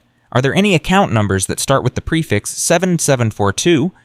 Sarah climbed out of bed and crossed to the filing cabinet. She'd organized everything now. Memorized most of it, but this specific detail she couldn't recall. She pulled open the second drawer and rifled through the certificates of deposit. "Yes, 3 of them. Why?" "Those accounts were compromised 2 days ago. Someone accessed them using credentials that should have been impossible to obtain." Sarah's blood ran cold. "What do you mean compromised?" "I mean someone is trying to drain them. The transfers were flagged by the bank's security system and frozen, but whoever did this knew exactly what they were looking for. They had your uncle's original passwords, his security questions, even his backup authentication codes. That's impossible. Uncle Raymond is dead. Nobody else should have that information. Exactly. Which means either someone found his private records or someone inside the trust has been passing information to the wrong people. David Chen. It had to be David Chen. What happens now? Sarah asked. Patricia is working on it. She's good, Sarah. She'll protect the money. But this attack tells me something important. They're desperate. They're not waiting for the trust to unfreeze naturally anymore. They're trying to steal it before you can claim it. Can they do that? Not if we're careful. Not if you stay hidden and stay smart. Margaret's voice softened slightly. How are you feeling physically? Sarah laughed, though there was no humor in it. Like a whale. My back hurts constantly. The baby won't stop kicking, and I haven't slept more than 3 hours a night since this whole thing started. You need to take care of yourself. The stress isn't good for the pregnancy. I'll rest when this is over. It may never be over. That's what Raymond never understood. Once you have this kind of power, this kind of money, you become a target forever. The only choice is how you handle it. Sarah hung up and stood staring at the filing cabinet. $312 million, and people were trying to steal it before she could even touch it. $312 million, and she was living in a studio apartment with a broken heater and a dresser pushed against her door. The irony wasn't lost on her. At 9:15, Patricia Hendricks called. Good news and bad news, which do you want first? Good news, I could use some. The judge dismissed Victor Reyes's claim this morning, officially and permanently. The fraud charges against him are being processed, and he's facing possible criminal prosecution for filing false documents. Sarah felt a wave of relief wash over her. And the bad news? The trust is technically unfrozen, but there's a problem. The bank accounts have been flagged for suspicious activity. Someone tried to access them using your uncle's credentials. Margaret told me. Of course she did. Patricia's tone suggested complicated feelings about Margaret Chen. The banks have implemented a security hold. All accounts are locked until we can verify authorization through proper channels. That could take anywhere from 2 weeks to 2 months. 2 months I'm due in 7 weeks. I know, I'm pushing as hard as I can, but these security protocols exist for a reason. After what happened, the banks aren't taking any chances. Sarah pressed her hand against her belly, feeling the baby move. 2 months of uncertainty, 2 months of hiding, 2 months of praying that whoever was hunting her didn't find a way through her defenses. There's something else, Patricia said. David Chen is no longer with our firm. Sarah's heart skipped. What happened? I confronted him about his communications with Reyes's attorneys. He claimed it was all legitimate legal correspondence, but when I demanded access to his files, he resigned on the spot. Packed his desk and was gone within an hour. Where did he go? I don't know. His apartment was cleared out by the time investigators arrived. It's like he vanished. Patricia paused. Sarah, I need to ask you something, and I need you to be honest with me. Did David give you anything when he visited, anything besides the money? Sarah thought about his questions, his probing looks, his not-so-subtle threats. No, just the cash and the warning about Reyes. And has he tried to contact you since then? Not directly, but I've felt like someone's been watching my building. Cars parked for too long. People I don't recognize hanging around. That's concerning, very concerning. Patricia's professional calm cracked slightly. I'm going to arrange security for you. Someone to watch your building, make sure no one approaches without authorization. I can't afford security. You can't afford not to have it. This will come out of the estate operating expenses. Your uncle built in provisions for exactly this kind of situation. Sarah wanted to argue, wanted to refuse help she hadn't earned with money she couldn't access. But she was 7 months pregnant and completely alone. Pride was a luxury she could no longer afford. Okay, she said. Thank you.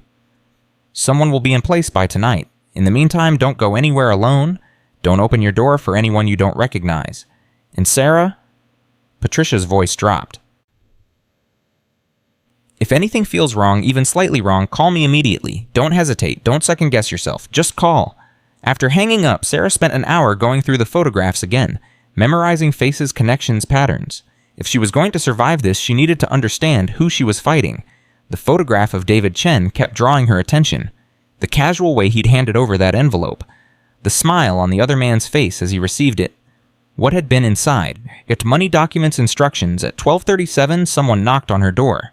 Sarah froze, heart pounding. The security Patricia promised wasn't supposed to arrive until tonight. She hadn't ordered food. She wasn't expecting anyone. The knock came again.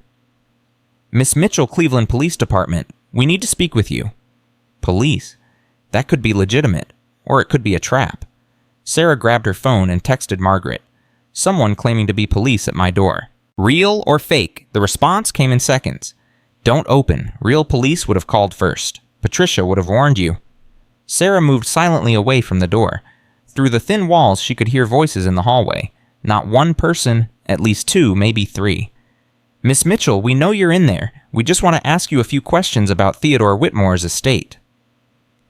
The estate. They were asking about the estate. Real police wouldn't care about an estate. Real police had no jurisdiction over inheritance matters. Sarah typed furiously to Margaret. They're not leaving. What do I do? Get to the fire escape. Now. I'm sending someone. Sarah grabbed her purse, shoved the manila envelope of photographs inside, and moved toward the window. Behind her, she heard a heavy impact against her door. They were trying to break in. The window stuck. It always stuck. Sarah pulled with all her strength, desperation giving her power she didn't normally possess. Another impact on this door. The frame was cracking. The window finally gave way. Cold November air rushed in. Sarah was 7 months pregnant, about to climb onto a fire escape 4 floors up, and men with unknown intentions were seconds away from breaching her apartment. She climbed through the window. The fire escape was old, rusted, terrifying. It groaned under her weight, and for one horrible moment, Sarah thought it might collapse entirely. But it held. She gripped the railing and began descending her belly, making every step awkward and dangerous. Behind her, she heard her door crash open. Voices in her apartment, angry and confused. She's not here. Check the bathroom. Windows open. Fire escape. Go, now. Sarah moved faster, fear overriding caution. Second floor. First floor. The ladder at the bottom wouldn't release.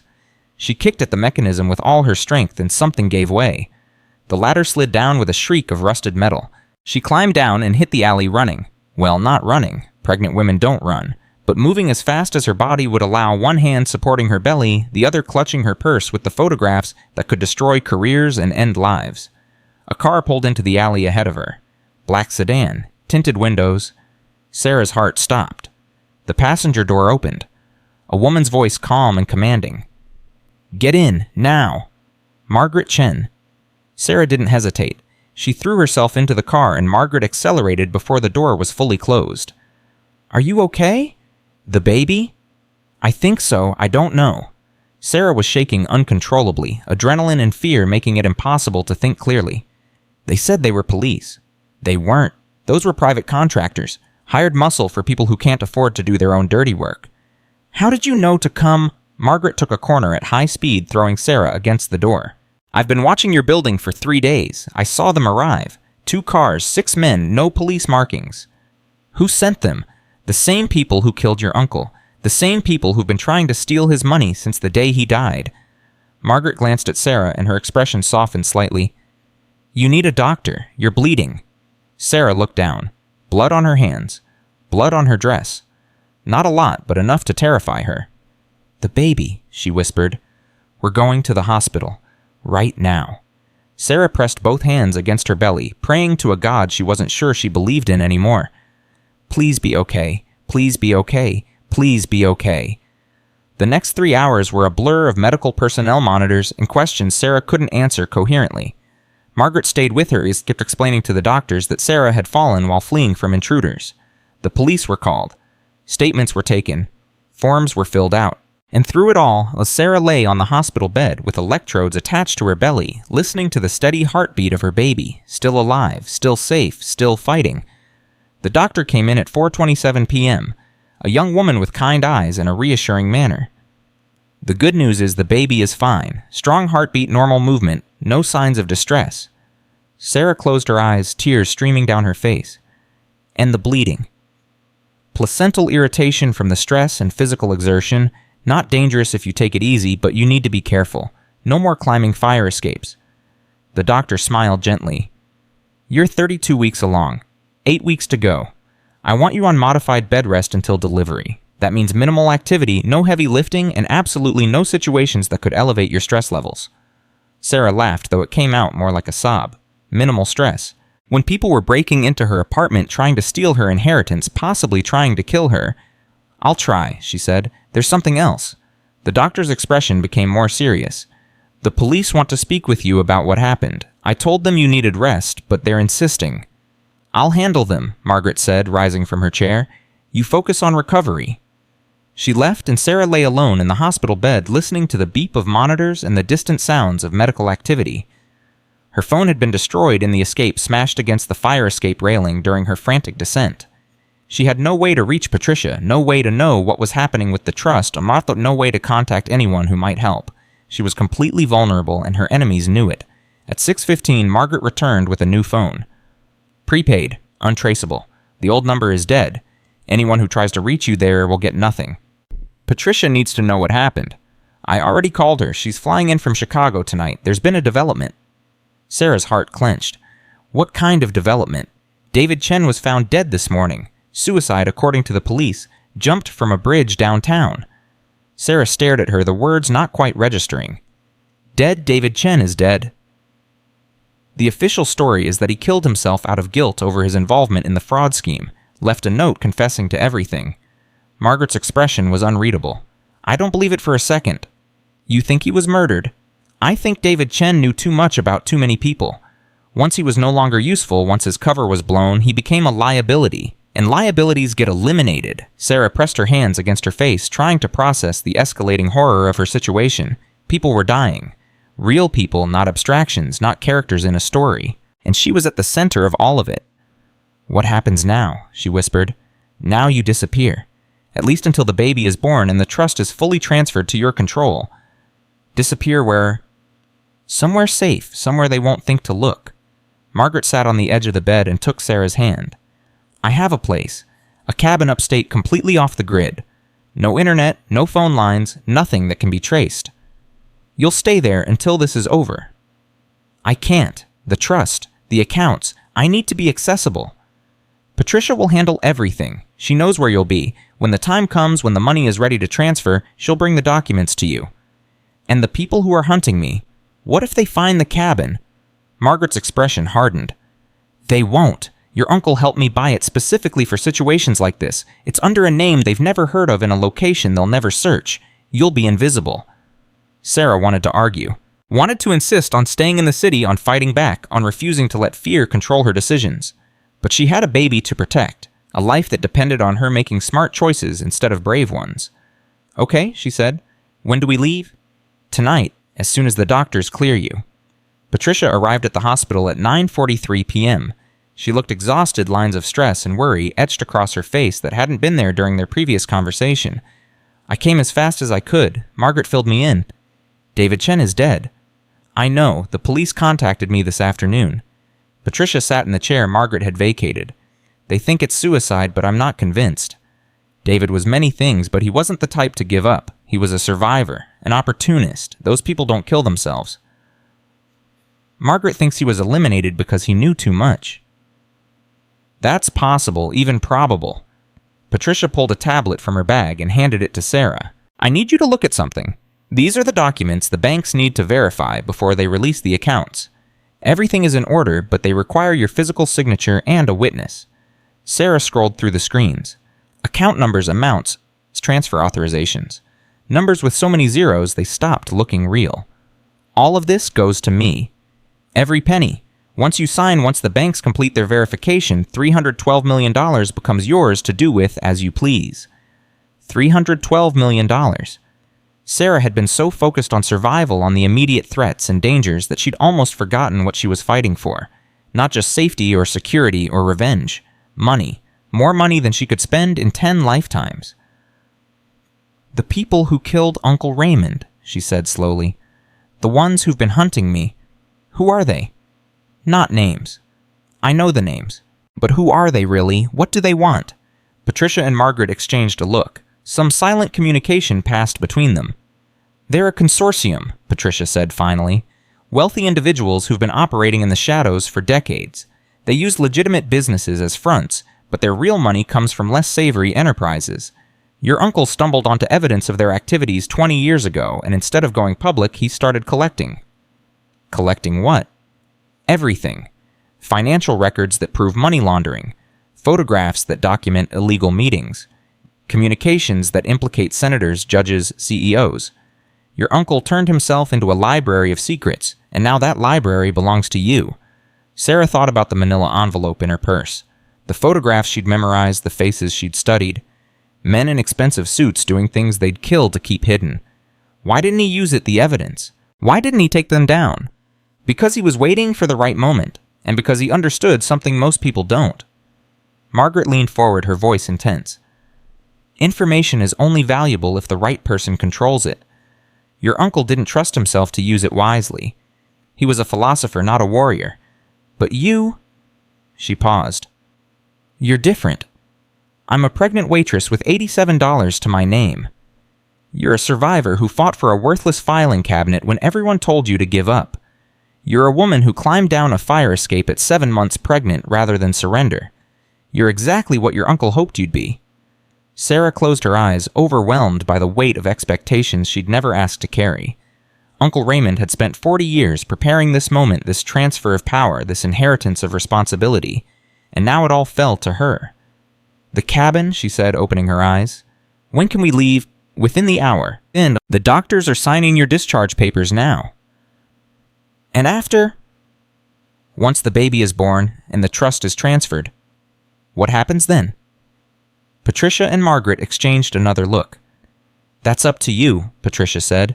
You can take the money and disappear forever. Start a new life somewhere far away, raise your child in peace, and never think about any of this again. Or, Sarah prompted, or you can do what your uncle always hoped you would. Use the evidence, expose the consortium, bring them down, and make them pay for everything they've done. That sounds dangerous. It's extremely dangerous.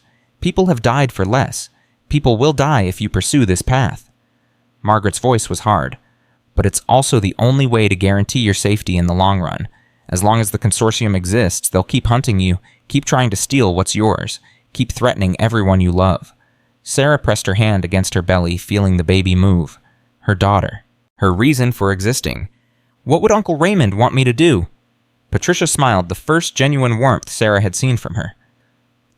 He would want you to make your own choice, to see what others miss and act on what you see, just like he taught you when you were a child. The cabin was small, isolated, surrounded by trees that blocked any view from the road. Margaret drove the final 50 miles in darkness using back roads Sarah couldn't have found on any map. They arrived at 2:17 in the morning. Sarah was exhausted, sore, her body aching from the day's trauma. But when she walked through the cabin door and saw what was waiting inside, exhaustion gave way to something else entirely. Books. Hundreds of books lining every wall from floor to ceiling. Uncle Raymond's collection, Margaret said, watching Sarah's face. The ones that weren't worth selling. Philosophy, mostly. First editions of works nobody reads anymore. He wanted them kept somewhere safe. Sarah ran her fingers along the spines, tears streaming down her face. Here finally was something familiar. Something that connected her to the man who'd believed in her when nobody else did. There's more, Margaret said. In the bedroom, something he left specifically for you. Sarah walked through the cabin to the small bedroom at the back. On the bed lay a wooden box beautifully carved with her name engraved on the lid. She opened it. Inside was a chess set. The chess set. The one Uncle Raymond had used to teach her strategy when she was 7 years old. The hand-carved pieces, the worn wooden board. The memories of countless afternoons learning to think 3 moves ahead. And beneath the chess set, one final letter. My dearest Sarah, it began. If you're reading this, you've made it this far. You've survived the test, found the files, escaped the hunters. I always knew you would. Sarah sat on the bed, cradling the letter like a precious object. I have one last gift for you. Not money, not evidence, not power. Something better. The freedom to choose. You can walk away from all of this, disappear with the money, and live quietly forever. I would understand that choice. I would even support it. Or you can fight. Use what I've given you to tear down the people who prey on the weak and vulnerable. Become the warrior I never had the courage to be. Either choice is valid. Either path leads to a meaningful life. But whatever you decide, remember this, you are not alone. You never were. Even when I couldn't be there, even when circumstances kept us apart, I was watching. I was planning, I was loving you from a distance. You are the daughter I never had, the legacy I always wanted, the treasure I spent 40 years protecting. Now go. Be safe. Be strong. Be the person you were always meant to become. With all my love forever, and always, Uncle Raymond. Sarah folded the letter and pressed it against her heart. Outside, the November wind howled through the trees. Inside, the cabin was warm, safe, filled with books and memories, and the faint presence of a man who'd loved her enough to plan for her survival. She had 8 weeks until the baby came.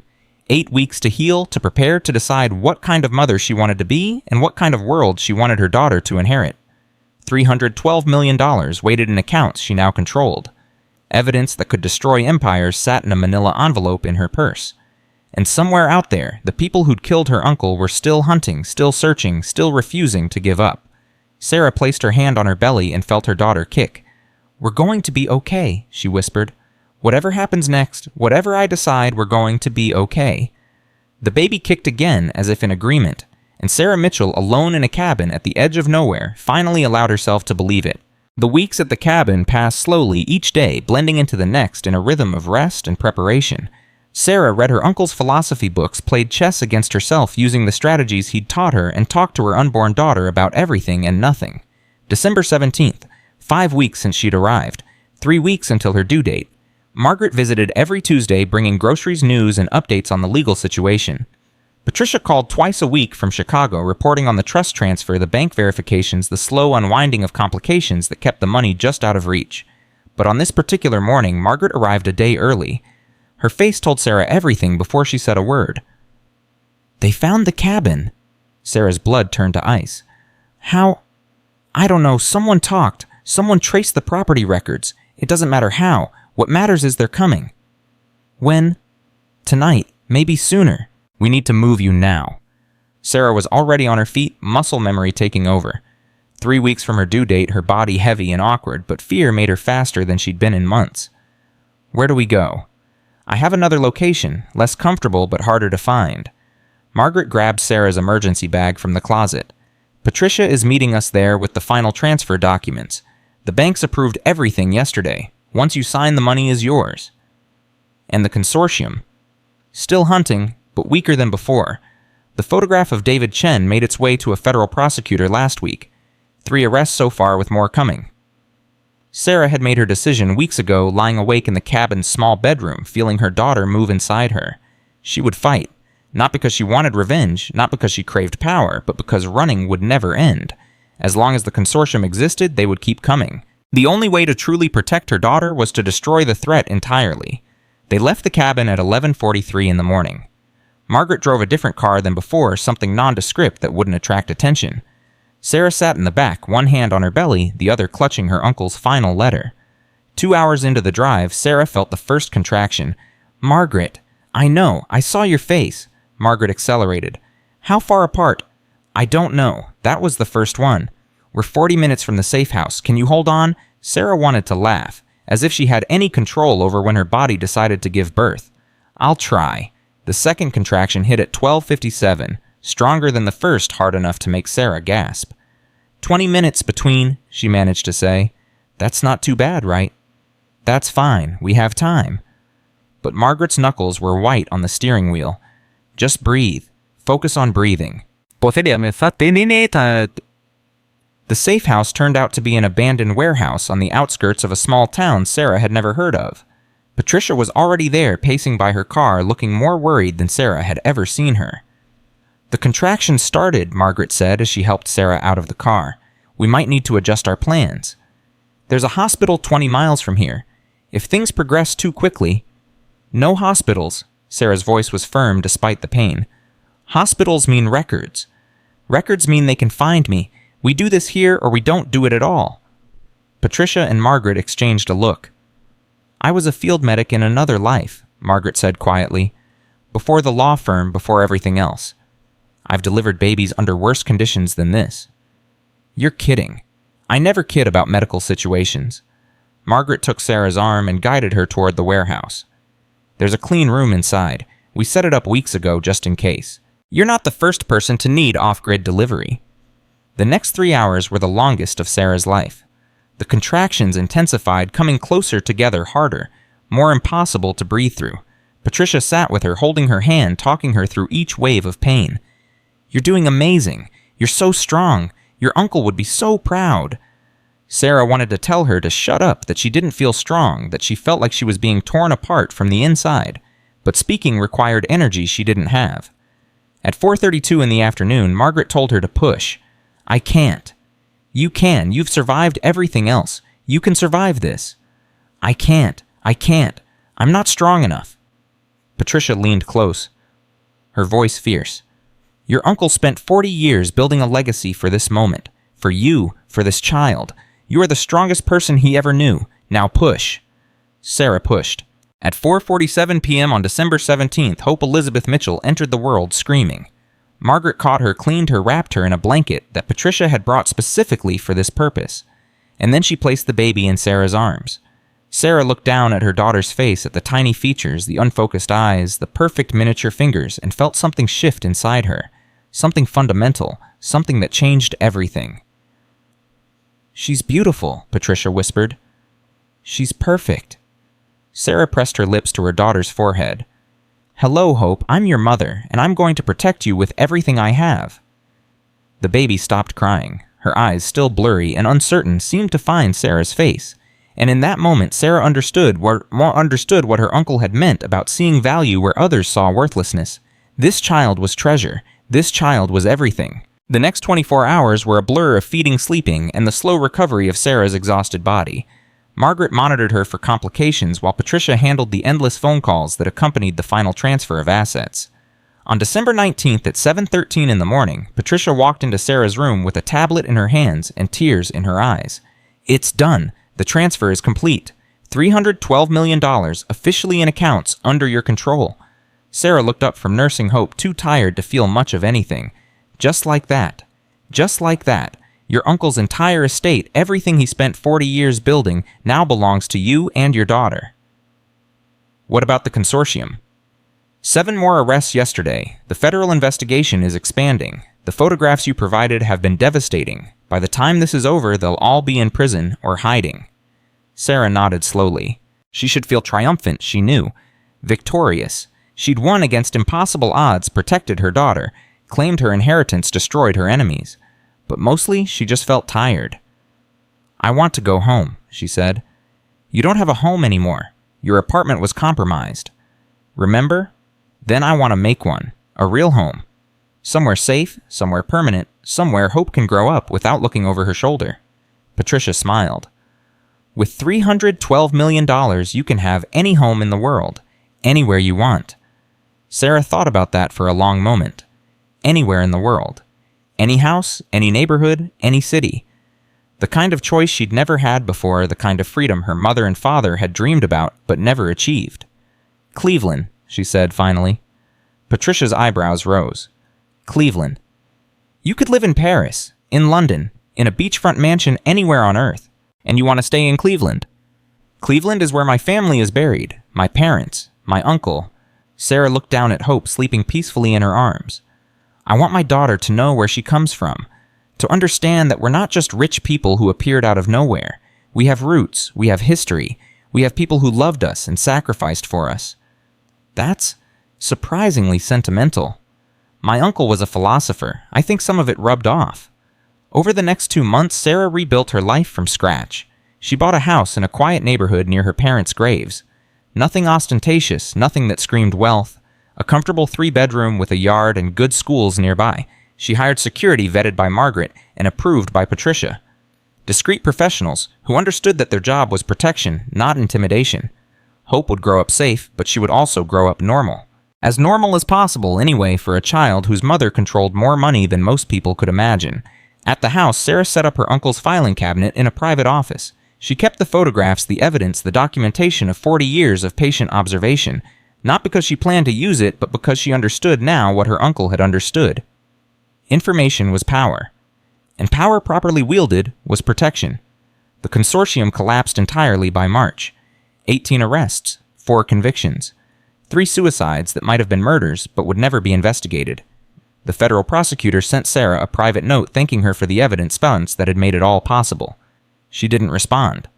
Some victories were better celebrated in silence. In April, Sarah made her first major financial decision. She established the Raymond Whitmore Foundation dedicated to supporting single mothers facing impossible circumstances. scholarships for education, emergency funds for housing, legal assistance for women being exploited by systems designed to keep them poor. Patricia oversaw the legal structure. Margaret helped recruit staff, and Sarah, with hope in her arms, signed the documents that would turn her uncle's money into something meaningful. $5 million, Patricia said, reviewing the initial endowment. That's a significant commitment. It's not enough. Sarah watched Hope sleeping in her carrier. I know what it's like to have nothing, to feel invisible, to believe that the world sees you as worthless. $5 million is a start, but it's not enough. What did you have in mind? $50 million, to start, with provisions to add more as the foundation grows. Patricia stared at her. That's generous, extremely generous. My uncle left me $312 million. Even after taxes, after expenses, I have more money than I could spend in 10 lifetimes. What's the point of having it if I don't use it to help people? Most people in your position would think differently. I'm not most people. I'm the woman who fought for a worthless filing cabinet because it was the only thing she had left of family. I understand what matters and what doesn't. The foundation launched in May. By June, they'd helped 47 women avoid eviction. By August, they'd funded scholarships for 112 single mothers pursuing education. By October, they'd provided legal representation in 237 cases of domestic abuse and financial exploitation. Sarah kept a low profile working behind the scenes, avoiding publicity. The work was what mattered, not the recognition. Her uncle had spent 40 years invisible, accumulating power no one knew he possessed. She would do the same, but instead of collecting evidence of crimes, she would collect evidence of hope. On Hope's first birthday, Sarah threw a small party. Just family, really. Which meant Patricia and Margaret and a few of the security staff who'd become more like friends than employees. They gathered in Sarah's backyard, watching Hope toddle across the grass on unsteady legs, laughing at everything and nothing. She looks like you, Margaret said. She looks like my mother. Sarah pulled out her phone and showed Margaret the photograph she carried everywhere. The silver-framed image that had hidden the final key, her mother as a young girl, eyes full of possibility. I see it. The same expression, like she's looking at something nobody else can see. My uncle said that's our family gift, seeing value where others see nothing. Margaret nodded slowly. Your uncle was a wise man. He was. I wish he could have met her. He would have been proud of both of you. That night after the guests had left and Hope was sleeping in her crib, Sarah sat in her office with the filing cabinet that had started everything. She ran her fingers over the scratched surface, remembering the weight of it, the desperation of moving it, the impossible discovery of what lay inside. 1 year ago, she'd been 7 months pregnant, broke alone, fighting for something everyone told her was worthless. Now she was wealthy beyond measure, surrounded by people she trusted. Mother to a daughter she loved more than life itself. The transformation should have felt miraculous. Instead, it felt inevitable. Like everything that had happened had been leading to this moment, this life, this purpose. She pulled open the top drawer and looked at the documents inside. The photographs she'd memorized. The evidence that had brought down an empire. The letters her uncle had written but never sent. At the very back of the drawer, behind everything else, she found an envelope she'd never opened. One she'd set aside during those frantic early days and then forgotten about. It was addressed to Hope Elizabeth Mitchell in her uncle's careful handwriting dated 3 weeks before his death. Sarah stared at it for a long moment. Then she set it aside. That letter would wait for Hope's 18th birthday or her 21st or whenever Sarah decided she was ready to understand the full scope of her inheritance. Some gifts were too powerful for children. Some legacies needed time to be understood. The next morning, Sarah woke to Hope's crying and the familiar chaos of early parenthood. She changed diapers, made breakfast, answered emails from the foundation, and scheduled a video call with Patricia about expanding their scholarship program. At 10:15, her phone buzzed with an unknown number. Sarah hesitated. Unknown numbers meant uncertainty, potential danger, echoes of a life she'd tried to leave behind. She answered anyway. Is this Sarah Mitchell? A woman's voice, young, trembling with fear. Who is this? My name is Jessica Torres. I got your number from the foundation. They said you help people like me. What kind of help do you need? I'm pregnant, 7 months, and my boyfriend just left and I'm about to be evicted, and I don't know what to do. I don't have anyone. I don't have anything. Sarah closed her eyes. The words could have been her own, spoken 1 year earlier. The same desperation, the same fear, the same terrible certainty that the world had forgotten she existed. Jessica, listen to me carefully. You're not alone. You have someone now. You have me. I don't understand. I'm nobody. Why would you help me? Because someone helped me when I was in your exact situation. Because I know what it's like to feel worthless and invisible, and because nobody should have to fight alone. Silence on the other end. Then quietly, thank you so much. Don't thank me yet. We have work to do. Sarah grabbed a notebook and started writing. Now tell me everything. Where you live, what resources you have, what you need most urgently. We're going to figure this out together. The conversation lasted 47 minutes. By the time it ended, Sarah had arranged emergency housing, connected Jessica with prenatal care, and scheduled follow-up calls with the Foundation's support team. It was one woman, one life, one small victory in a world full of suffering, but it was enough. It was exactly enough. Sarah hung up the phone and looked at Hope, who was playing on the floor, with blocks completely unaware of the conversation that had just changed someone's life. You know what baby girl your great-uncle was, right? The most valuable things really are the ones people overlook. Hope looked up at her mother and smiled that pure, uncomplicated smile that only children possess. Sarah picked her up and held her close, breathing in the baby shampoo scent of her hair, feeling the solid weight of her small body. 1 year ago, she'd been fighting for a worthless filing cabinet that everyone told her to abandon. Now she was fighting for something far more important. For women like Jessica, like herself, like all the invisible mothers struggling in silence. For a world where poverty didn't equal worthlessness. For a legacy that went beyond money, beyond power, beyond anything her uncle could have imagined when he started hiding keys in chess tables and window seats. The filing cabinet still sat in her office, scratched and dented, looking exactly as worthless as it had the day she'd first seen it in Patterson's inventory. But Sarah knew the truth now. She'd always known it really, ever since her uncle had taught her to look beyond the surface.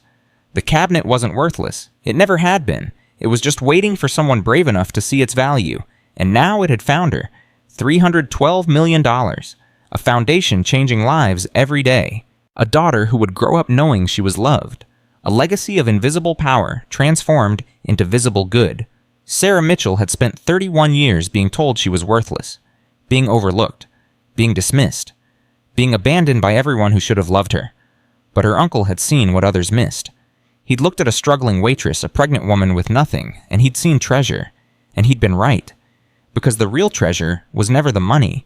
It wasn't the evidence or the power or the filing cabinet full of secrets. The real treasure was Sarah herself, her resilience, her determination, her absolute refusal to give up even when the entire world told her to walk away. Her uncle had spent 40 years preparing for this moment. 40 years of patient planning, careful accumulation, strategic positioning.